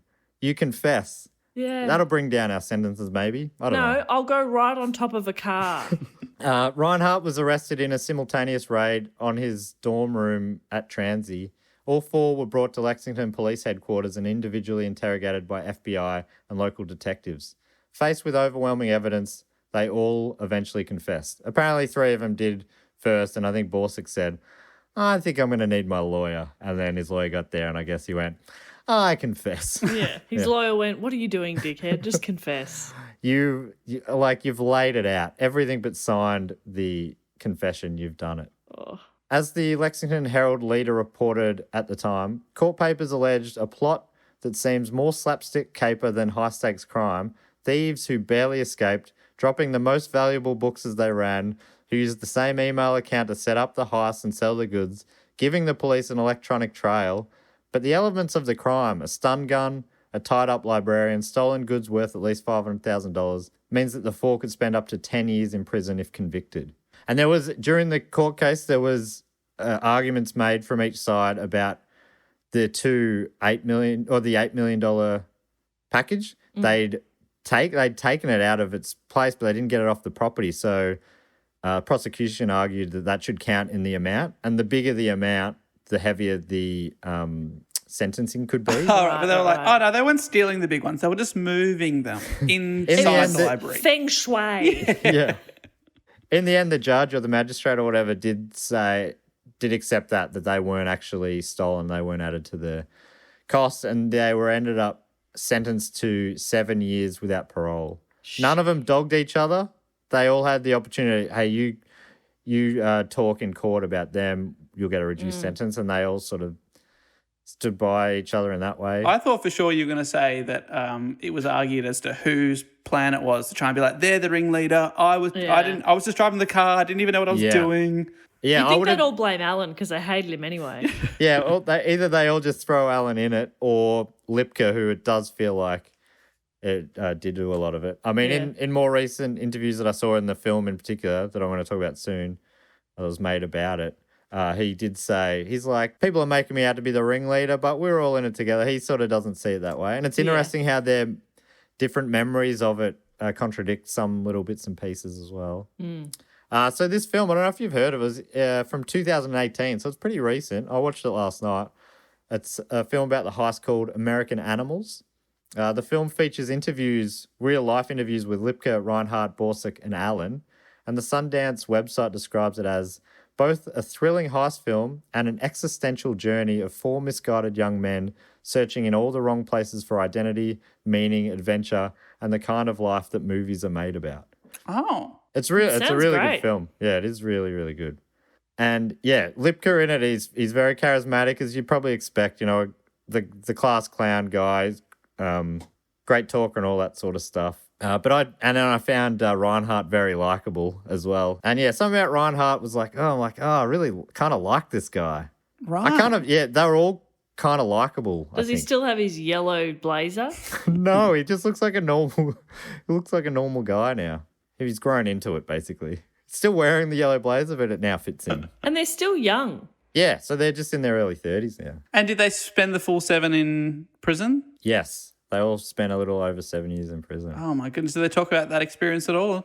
Not too much. I mean, in that interview that I've been quoting from a lot, Lipka was still sounding real, like it ends with some kind of cringy comment like, this isn't the last you've heard of us. We're going to do big things. Oh, wow. I decided to leave that out.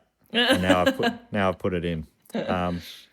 In the film, though, I want to talk a little bit about Gooch because I was a big fan. In the film, the theft scene is super brutal. And I think it kind of changed my vibe on this whole story. I'm just like going, it hammers home. It's like, this isn't just a goofy thing. They've traumatized an innocent woman who was just going about her business. And that scene is long and it is a hard watch. As the Herald leader writes, the notorious moment in Transy's history is now portrayed in a new movie, American Animals, which makes it clear how central Gooch was to the whole story. The heist, the trial, the prison time, the magazine pieces, the books, and now finally the film. Gooch's ordeal took what would have been a simple heist into the realm of serious violent crime. She found herself unable to talk about it for many years and has never before spoken to the media. The trauma came not just from being tied up and threatened, but the added violations of two sacred things, the workplace she regarded as a home and the special relationship she had teaching students about so many Transy's treasures. Gooch was initially nervous about seeing the film, but she told the Herald leader in her first public interview that she watched it in her home with director Bart Layton and that it, quote, helped her heal and even reach a place of forgiveness. Aw. What a gun. I mean, she definitely has no responsibility to forgive in my mind. But Absolutely not, no. in the film's interviews with the four men, they talk candidly about their boredom with their privileged Lexington lives and the need to make a mark with even the most ridiculous of plans. Layton also interviews Gooch in one brief scene at the end in which he concludes, "It makes me wonder if they really know why they did it at all." I thought he did a wonderful job, Gooch said of Layton. I was very nervous about watching the movie. Then I changed my mind. I think he was so successful in interviewing the guys, I came away with a fuller understanding of what made the guys tick. It helped me close the door on it and have a more forgiving attitude. I think it was good for me to see the film. It was therapeutic. Forgiveness is a work in progress. I have good days and bad days, she said. The bottom line is I don't bear them any ill will. I really don't anymore. The bottom line is how can you get on with your life if you wake up every morning with this huge grudge, filled with hate and all this? So she went straight back to work, but then realised, she's in there alone and it realised that it had affected her quite badly. So she needed to take a leave and, she's still feeling it, but she's getting better as time goes on by the sounds of it. And Wow. she's still working that job. Wow, What good a on her. legend. And what about the boys? I don't know if you're about to say this, but did they have genuine remorse for the violent part of the crime? Yeah, well, that does. I mean, the way the movie goes about it, it shows that they do feel bad about it. It does feel like they have genuine remorse. And they're all sort of now out of prison and trying to get on with their lives. Alan, who, probably would be a multimillionaire by now. Maybe he is anyway. But I think he's working as a gym trainer. You've got the only one still in Lexington is Reinhardt, who's making a career as an artist. I saw some of his paintings. He's very talented. Is he more talented than girls? Have you seen any talented female artists? Me either. They let girls into art class now, huh? Borsak is trying to make it as a writer, and Lipka as he's studying film. He's trying to work in film. Coincidentally, a copy of John James Audubon's Birds of America sold at Christie's the same year the film came out. So we got an updated price on its value, now just short of $10 million US dollars. Damn. 9.65 million. Wow. And I thought maybe just to finish on, I think this is a kind of a cute thing to finish on. The same article, which was the first interview with Gooch, says that Gooch recommended the film to friends and family, even though it was pretty traumatic retelling, but she thinks it's really good. It turns out that B.J. Gooch, guardian of history, is also a pop culture junkie who already knew of the young actors Evan Peters and Barry Keoghan, who played Lipka and Reinhardt. She's also a huge fan of the actress who played her, Anne Dowd, most recently in A Handmaid's Tale, who has appeared in countless other movies. That's sort of fun. That's cute. Yeah, that'd be so good. Like, oh, I'm getting played by an actor I really love. That would be a bit of a that'd be thrill. nice. Oh, Gooch sounds like a legend. Yeah, big Gooch fan. I think that library sounds sick. Gooch and Brown. Brown and Gooch. Oh, my God. What a partnership. I want to visit that library. I really want to, I want to reach out to, I imagine so many people would have sent her emails and stuff since, like, hey, Gooch, you fucking rock. I want to. You're all Gooch. It's a very satisfying ending because they didn't get away with it. And also, obviously, Gooch was hurt and traumatized, but there was no sort of deaths or anything like that. And they've all served their time. It feels satisfying that I'm not they got away with it or something, Yeah, I think as far as how these things can go, this is pretty good. You can never undo the trauma and all that, but as good as the system works, I think it seemed to work in this case. I wonder and I hope they learnt too, because they were just looking for a thrill basically, and they just had classic white boy confidence that they could pull off something like that, and then they didn't. I wish I had classic white boy confidence.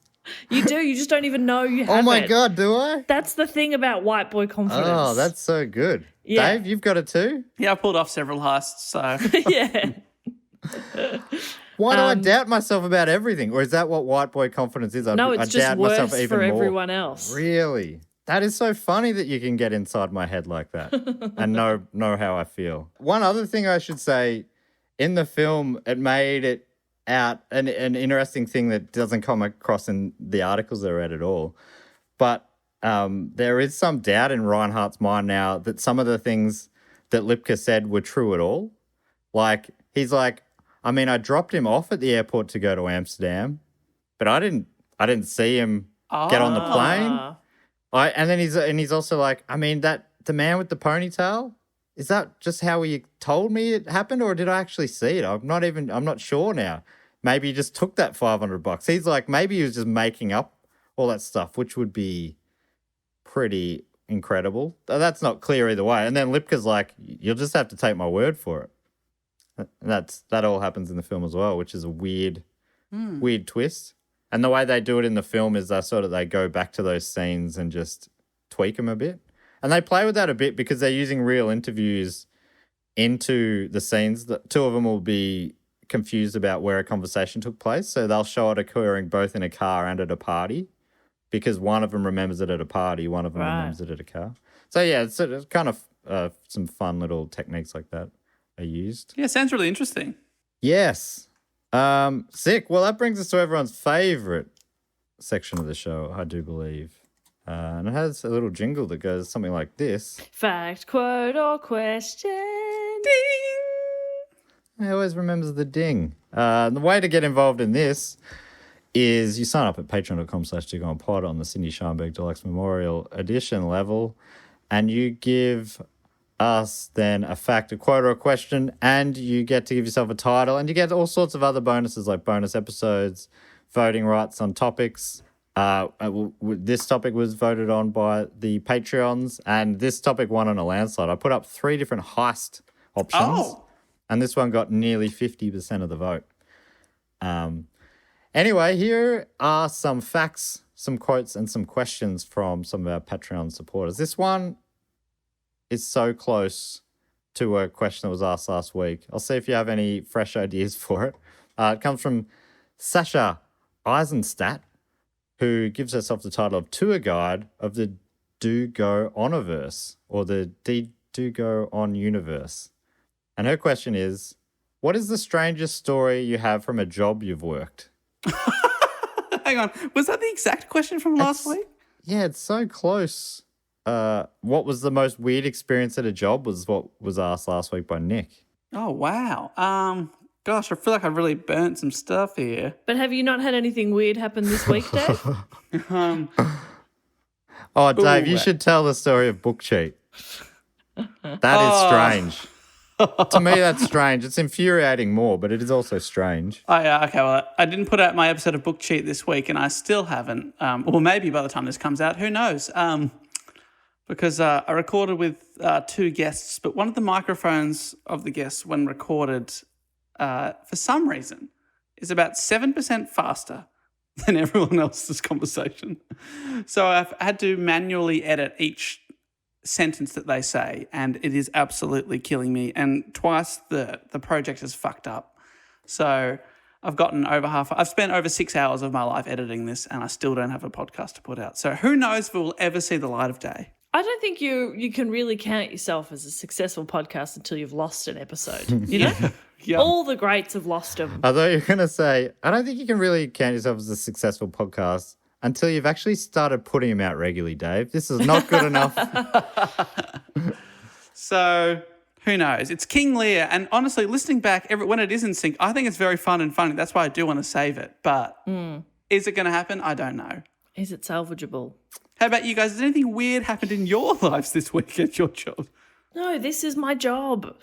We haven't done anything strange today. This story I don't know if I've told before, but I used to do some community TV in the mornings. I used to, for a 10-week stint, I hosted this show called Get Serial TV with Alistair Trombo-Birchall from Two in the Think Tank. And at the same time, I was working full-time selling air conditioning. And so I'd go in there, I'd get up at 5 or whatever, go in and do the TV thing, and then I'd go to work for the day.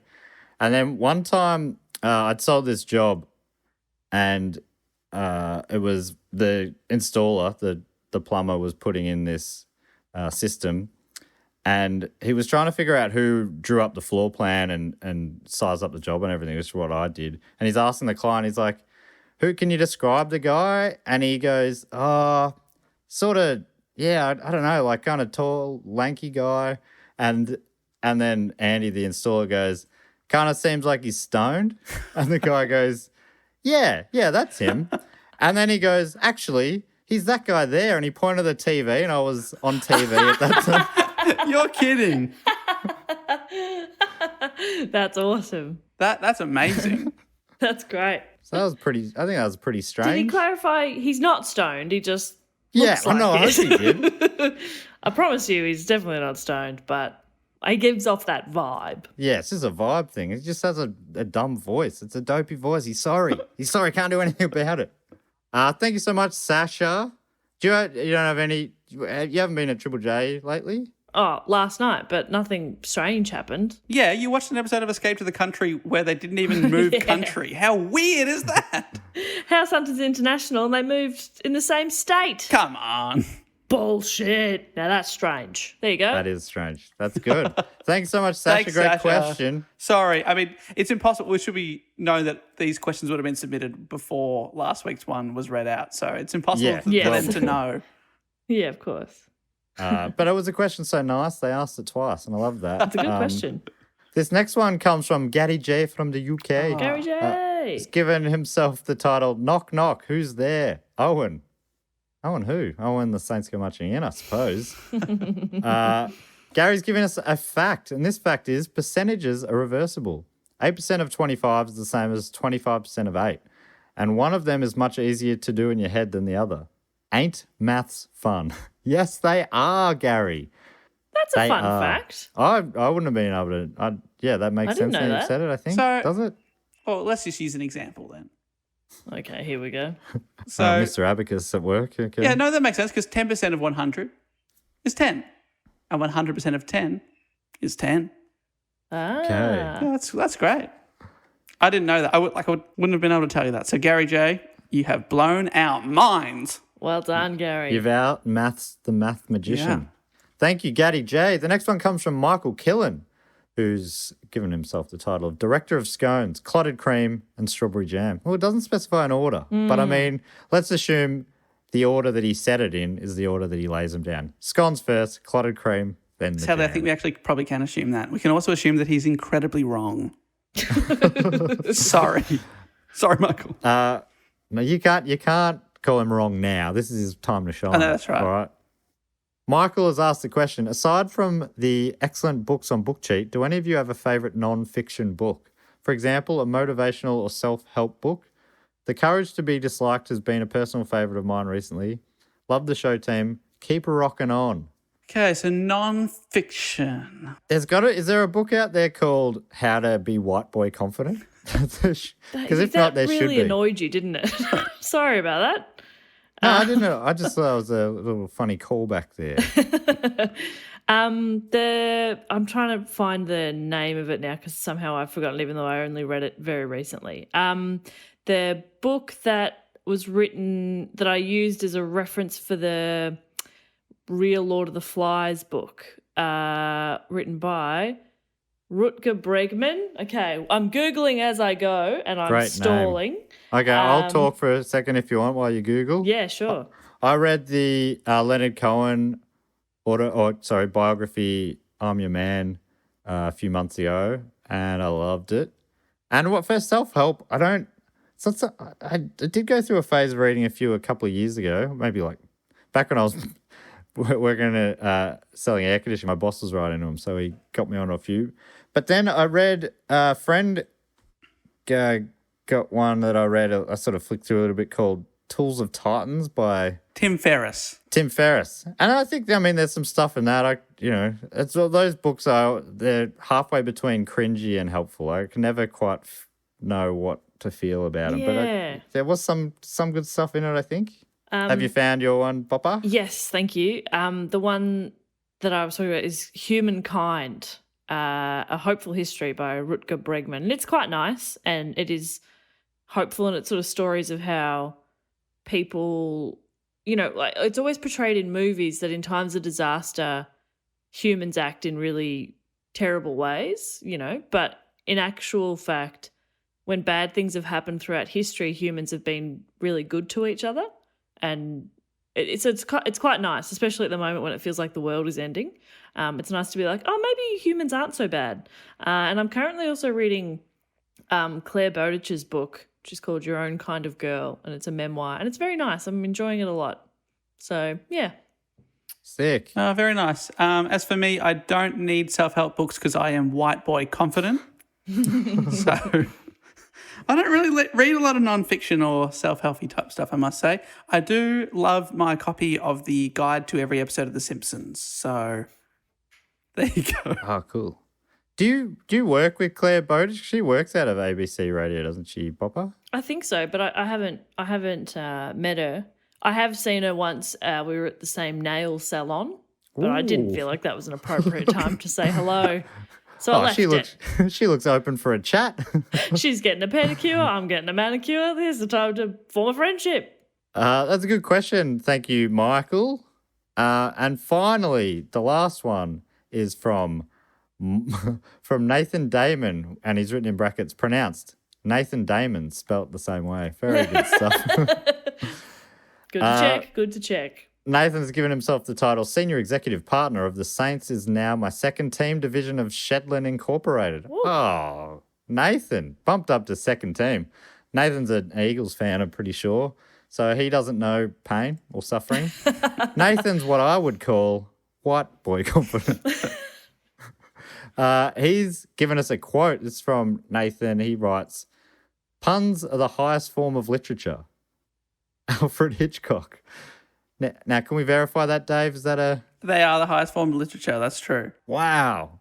So Hitchcock was on the money. If that seems like a fake quote to me, but Dave's looking at me like, that's definitely real. I would never doubt the word of Nathan. Yeah. Well, if puns are the highest form of literature, well, then Nathan truly is the man. All right.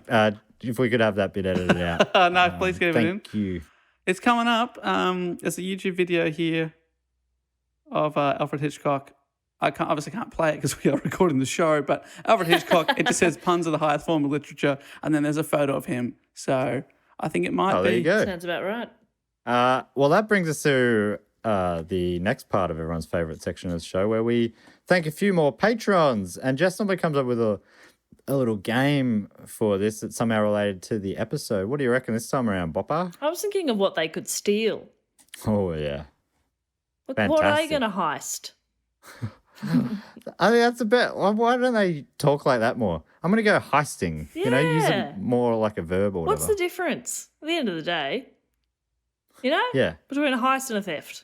Yeah, like someone mugs you on the street. Oh, I've had my pockets heisted. I've been heisted. Officer, I'd like to report a heist. In my pants. Well, if I could kick it off, if that's okay with you two. Please. I'd like to thank from Kununurra in WA, Carol O'Malley. You've been at Kununurra, haven't you, Bob? Yeah, I think so. You performed there? I don't know. On that tour that you look back on fondly? Sure. I'm not sure. I don't know if I was in Kununurra, actually. I don't think I was. But who can say? Probably me. I should be able to, and I don't know. But I would like to mention that Western Australia is fucking huge. Really? So big. And so It's so free big. right now. Yeah. Just so free to get about. Yeah, they can just go anywhere they want at any what time. fun. It's very exciting.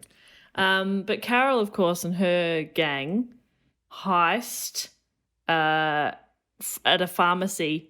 Oh, so they're getting what? We talking behind the counter, or are they just heisting from Just the room? So like shampoo, Band-Aids and shampoo? conditioner, Jelly beans. vitamin C tablets, the chewy ones. Some very cheap sunglasses. Yeah, but then some like very expensive like hair dye and stuff. So Oh, yeah. What else have they got in there? They've got all sorts of look at stuff everything. like wraps for injuries. Yes. And ice packs. Yep. Oh, you got it all. Yeah. Those CPR Carol's Probably dummies. set. So much of the stuff you need to perform a heist is on the floor in there. So they're going to have to do a heist to prepare for their heist. Double heist, Carol. That's what I'm thinking. Thanks so much for your support. You've been supporting us for over a year now. Bloody legend. As has from Cranlee in Surrey, Great Britain, George Royale. Oh, my goodness. Ooh, What a name. George. Oh, George. George has, of course, conducted a heist of royal family memorabilia. Whoa. Oh, fantastic. So not like the crown jewels type stuff, but like little commemorative plates and all those sorts of things. Yes. Love that. And yeah, just like memento versions of all these things. Crown jewels, Yeah. key rings. He's got like a little figurine of it. Yeah. Yeah, key rings. Yeah, of a crown. fridge magnets of, Kate and Will yeah. from their wedding. Harry and Meghan And then t-shirts. He's got postcards of all the kids. George, what a haul. That's a And haul. I mean, you're not too far away in Surrey from making that all happen. So What's stopping you? What's stopping you?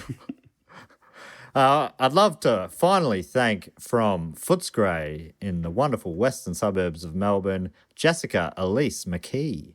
Oh, fantastic. And I believe Jessica is going to organise a heist of the Melbourne Aquarium. Oh, get yourself a dolphin. They don't have dolphins there. I'm going to ride the dolphin to victory. Oh, that has definitely got the setup of bad botched heist written all over it. We didn't realise how heavy a shark would be.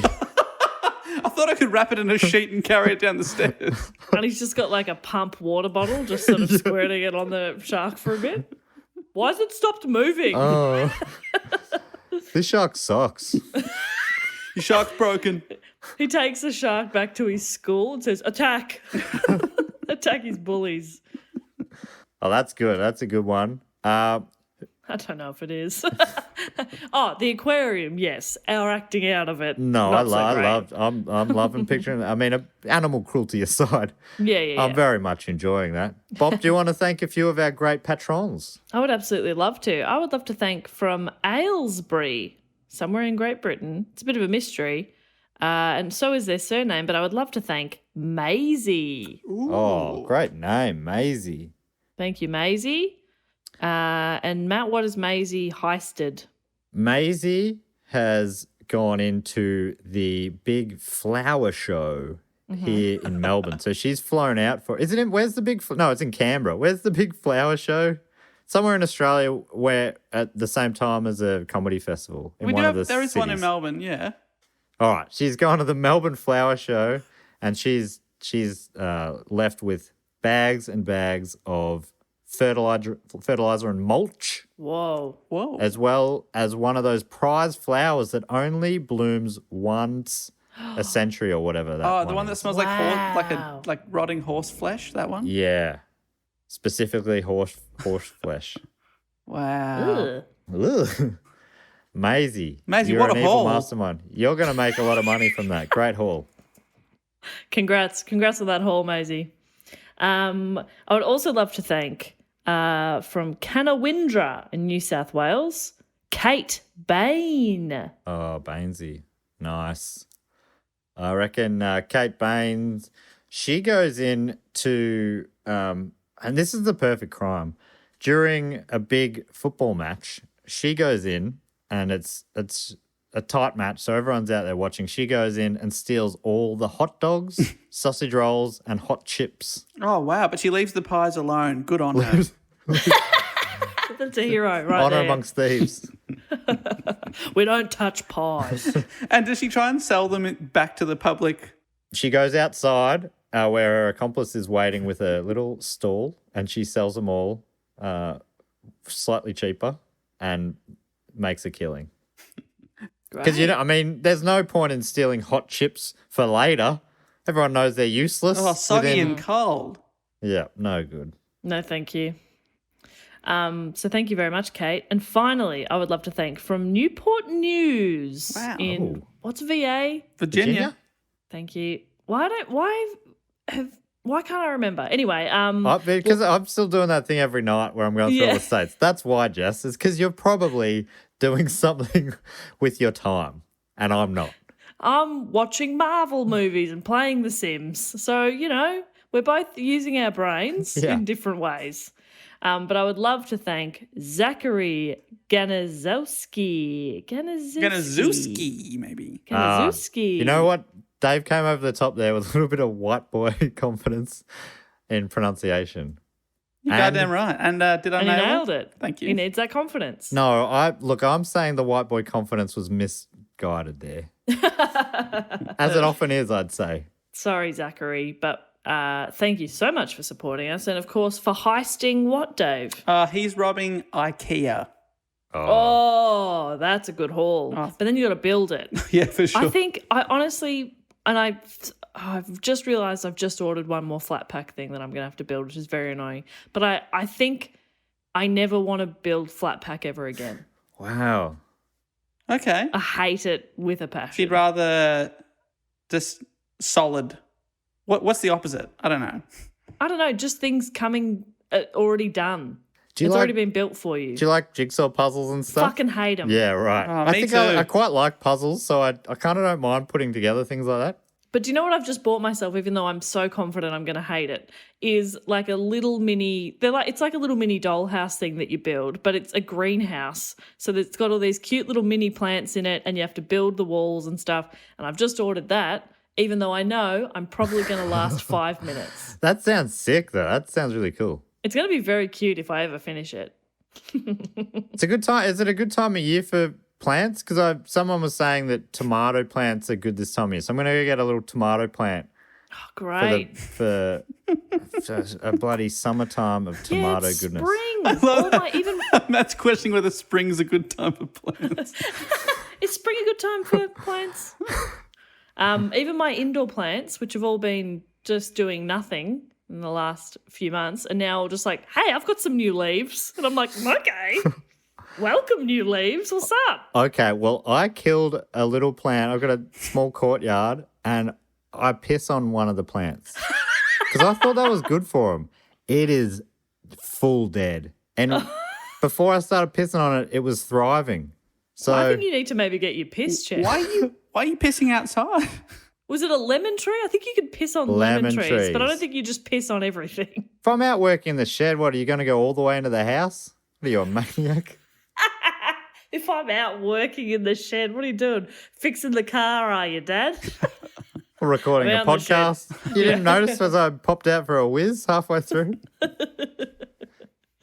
Oh, that's funny. Dave, do you want to bring it home? All right, let me bring it home with 3 of the bloody best here from Dronfield in Great Britain. I'd like to give a big shout out and thank you to Chris Wigg. Oh, Chris Wigsy. Wigg. I wonder if he's got any connection to the Wig sphere. Knoxville, what a place. This episode was about Knoxville. No, was it? No, that's No, what was it Knoxville, about? Tennessee. What was this one about? This is Kentucky. Kentucky. Lexington. There's an X in Lexington and there's a K in Kentucky, and that was enough for my brain. And a little bit of white boy confidence, and I just went for it. I reckon you got to keep doing that US state thing before you go to sleep every night. Yeah, I got a little work to do, I think.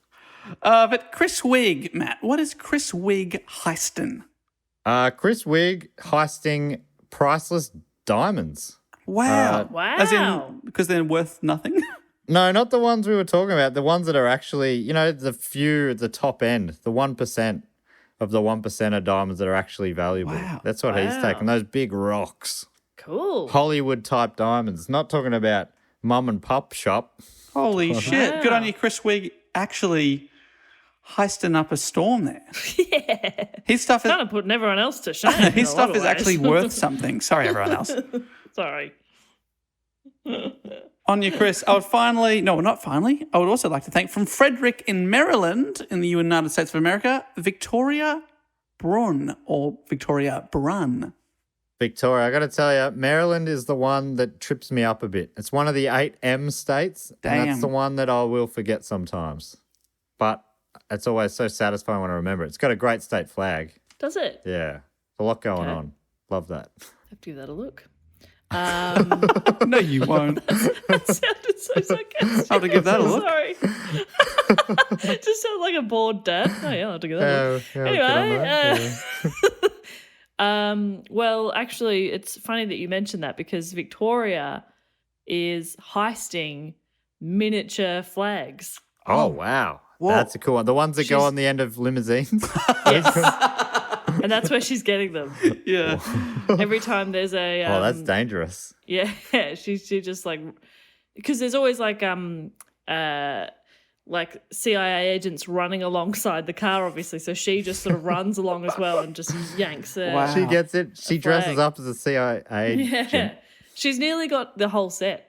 Whoa. How many countries are there again? Heaps. 700? 196 or 7,000? something.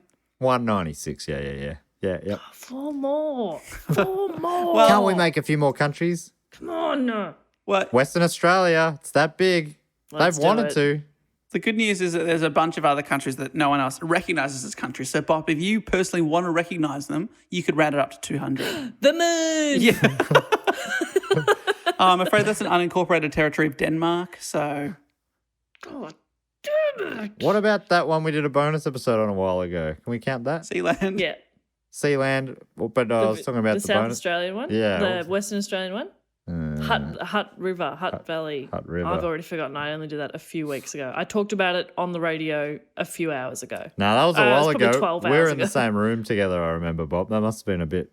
Oh, the good old days. Been a while.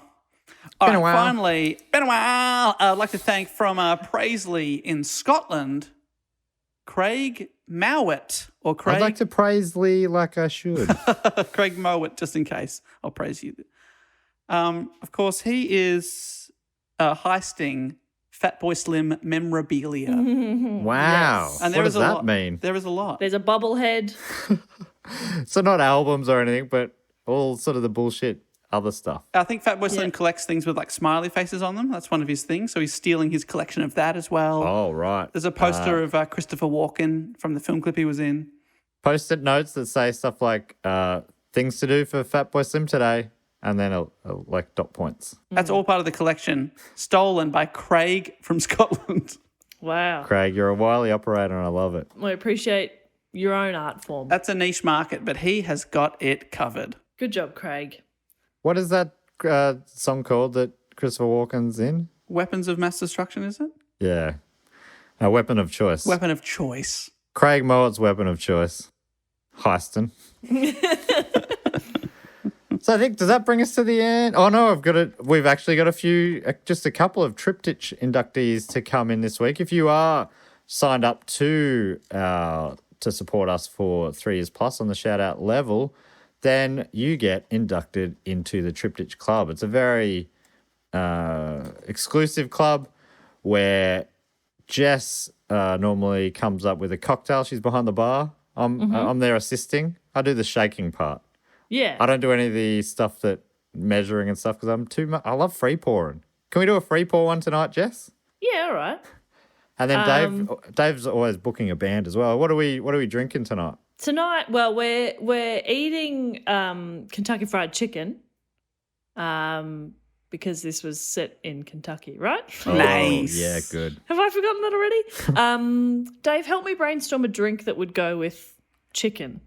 Like something Beer, probably. or like something lemonade-y, like pub squashy type thing. Ooh, yeah, okay. Like a vodka pub squash.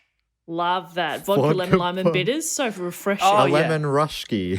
Yeah, a lemon rushki with Kentucky Fried Chicken. Oh, this is good stuff. And who are we going to be while we're chowing down? Well, Who you we- would not believe it. We've actually got Craig Mowat doing a DJ set where he's playing stolen Fatboy Slim records all night. Whoa, All night. Wow. that's cool. So- Craig Mowat on the decks. Good He's stuff. not even in the Triptych Club yet. So he's just in as a guest. Well, guest performer. Wow. Yes. Welcome And then in. we shuffle him out the back door As soon as your so he set's doesn't over. see anything No mingling. that he's not yet to see. So there are, and Dave normally also works, not only books the bands, he also works as the hype man. As you run in to the club, I lift the velvet rope. Whoa. All right, here we Dave go. hypes you up as you come in. So we've got just hang on, what day is it today? Okay. Christmas Day. Carry the 2. It is the 9th of September. Geez, the time moves so fast. So we've got 2 inductees today from Stony Stanton in Leicestershire, Great Britain. It's Nick Thompson. Oh, did somebody nick my unhappiness because you're here? Just in the nick of time. No, I mean, Oh, that's yeah. too good. Do you understand, Jess? That's too Yeah, good. sorry. I feel like, Sorry. maybe Jess takes over this role next week, Dave. No. I've been told. And secondly, if you've got nothing to work with here, Dave, you're fired. From Homestead, Florida in the United States, it's Aaron Land. Ooh. Can't wait to take off. All right, fine. Fine. Okay. Well, I thought that was pretty good. That is good. That is good. Dave, are you forfeiting the Don't role? patronize me. Yeah, Jess, if you want to do No, it. I don't want to do it. I don't want to do It it. I accidentally- love watching Dave do it. It's the best. Come on, Keep Dave. going, I'll Dave. give you another run up here. How many more? This is the last one. From Oh, Homestead, fuck. Come on, Dave. Florida, Come on, Dave. in the United States, it's Aaron Land. Touchdown! As she lands. That's yeah. All right. You got the job. You can keep it. Mainly because Jess doesn't want it, but still. That brings us to the end of the episode. Thanks so much for listening. This was a bit of a longer one, I think. This Oh, no, could it's be the probably- longest one ever, do you think? No, I think. Oh, I don't know. Anyway, but it's been fun. And we've learned a lot. We've laughed a lot. We've lived a Great lot. story. A wild story. Thank you, Matt. Well done. Thank you so much. I think once all the ums and ahs are edited out, this will be down to a nifty 45 minutes. And I guess, Dave, people should just stay tuned on the Book Cheat feed. Hopefully you'll have one coming out soon. Yeah, that's right. Primate's still coming out with recaps of The Umbrella Academy, where me and Evan are going back and watching those episodes. And the new episode of Listen Now will have just come out about the classic dad rock band accidentally came out on Father's Day evening, Dire Straits, and their album Brothers in Arms. And yeah, that was a real fun episode. So check all that stuff out. Follow us on the social medias. Where are we again, Bob? We're Do Go On Pod on everything and at gmail.com and .com. Yes. Can't go wrong. So with that seamless explanation, you should be able to find us very easily. There'll be links in the show notes. It's the same with the YouTube channels, also Do Go On Pod. It's all Do Go On Pod. Anyway, What a pleasure it's been. Always so good to hang out with you two, my obvious friends. Dave, boot us out. Boot us home. Well, thanks so much for listening. And until next week, I will say thank you and goodbye. Later. Bye.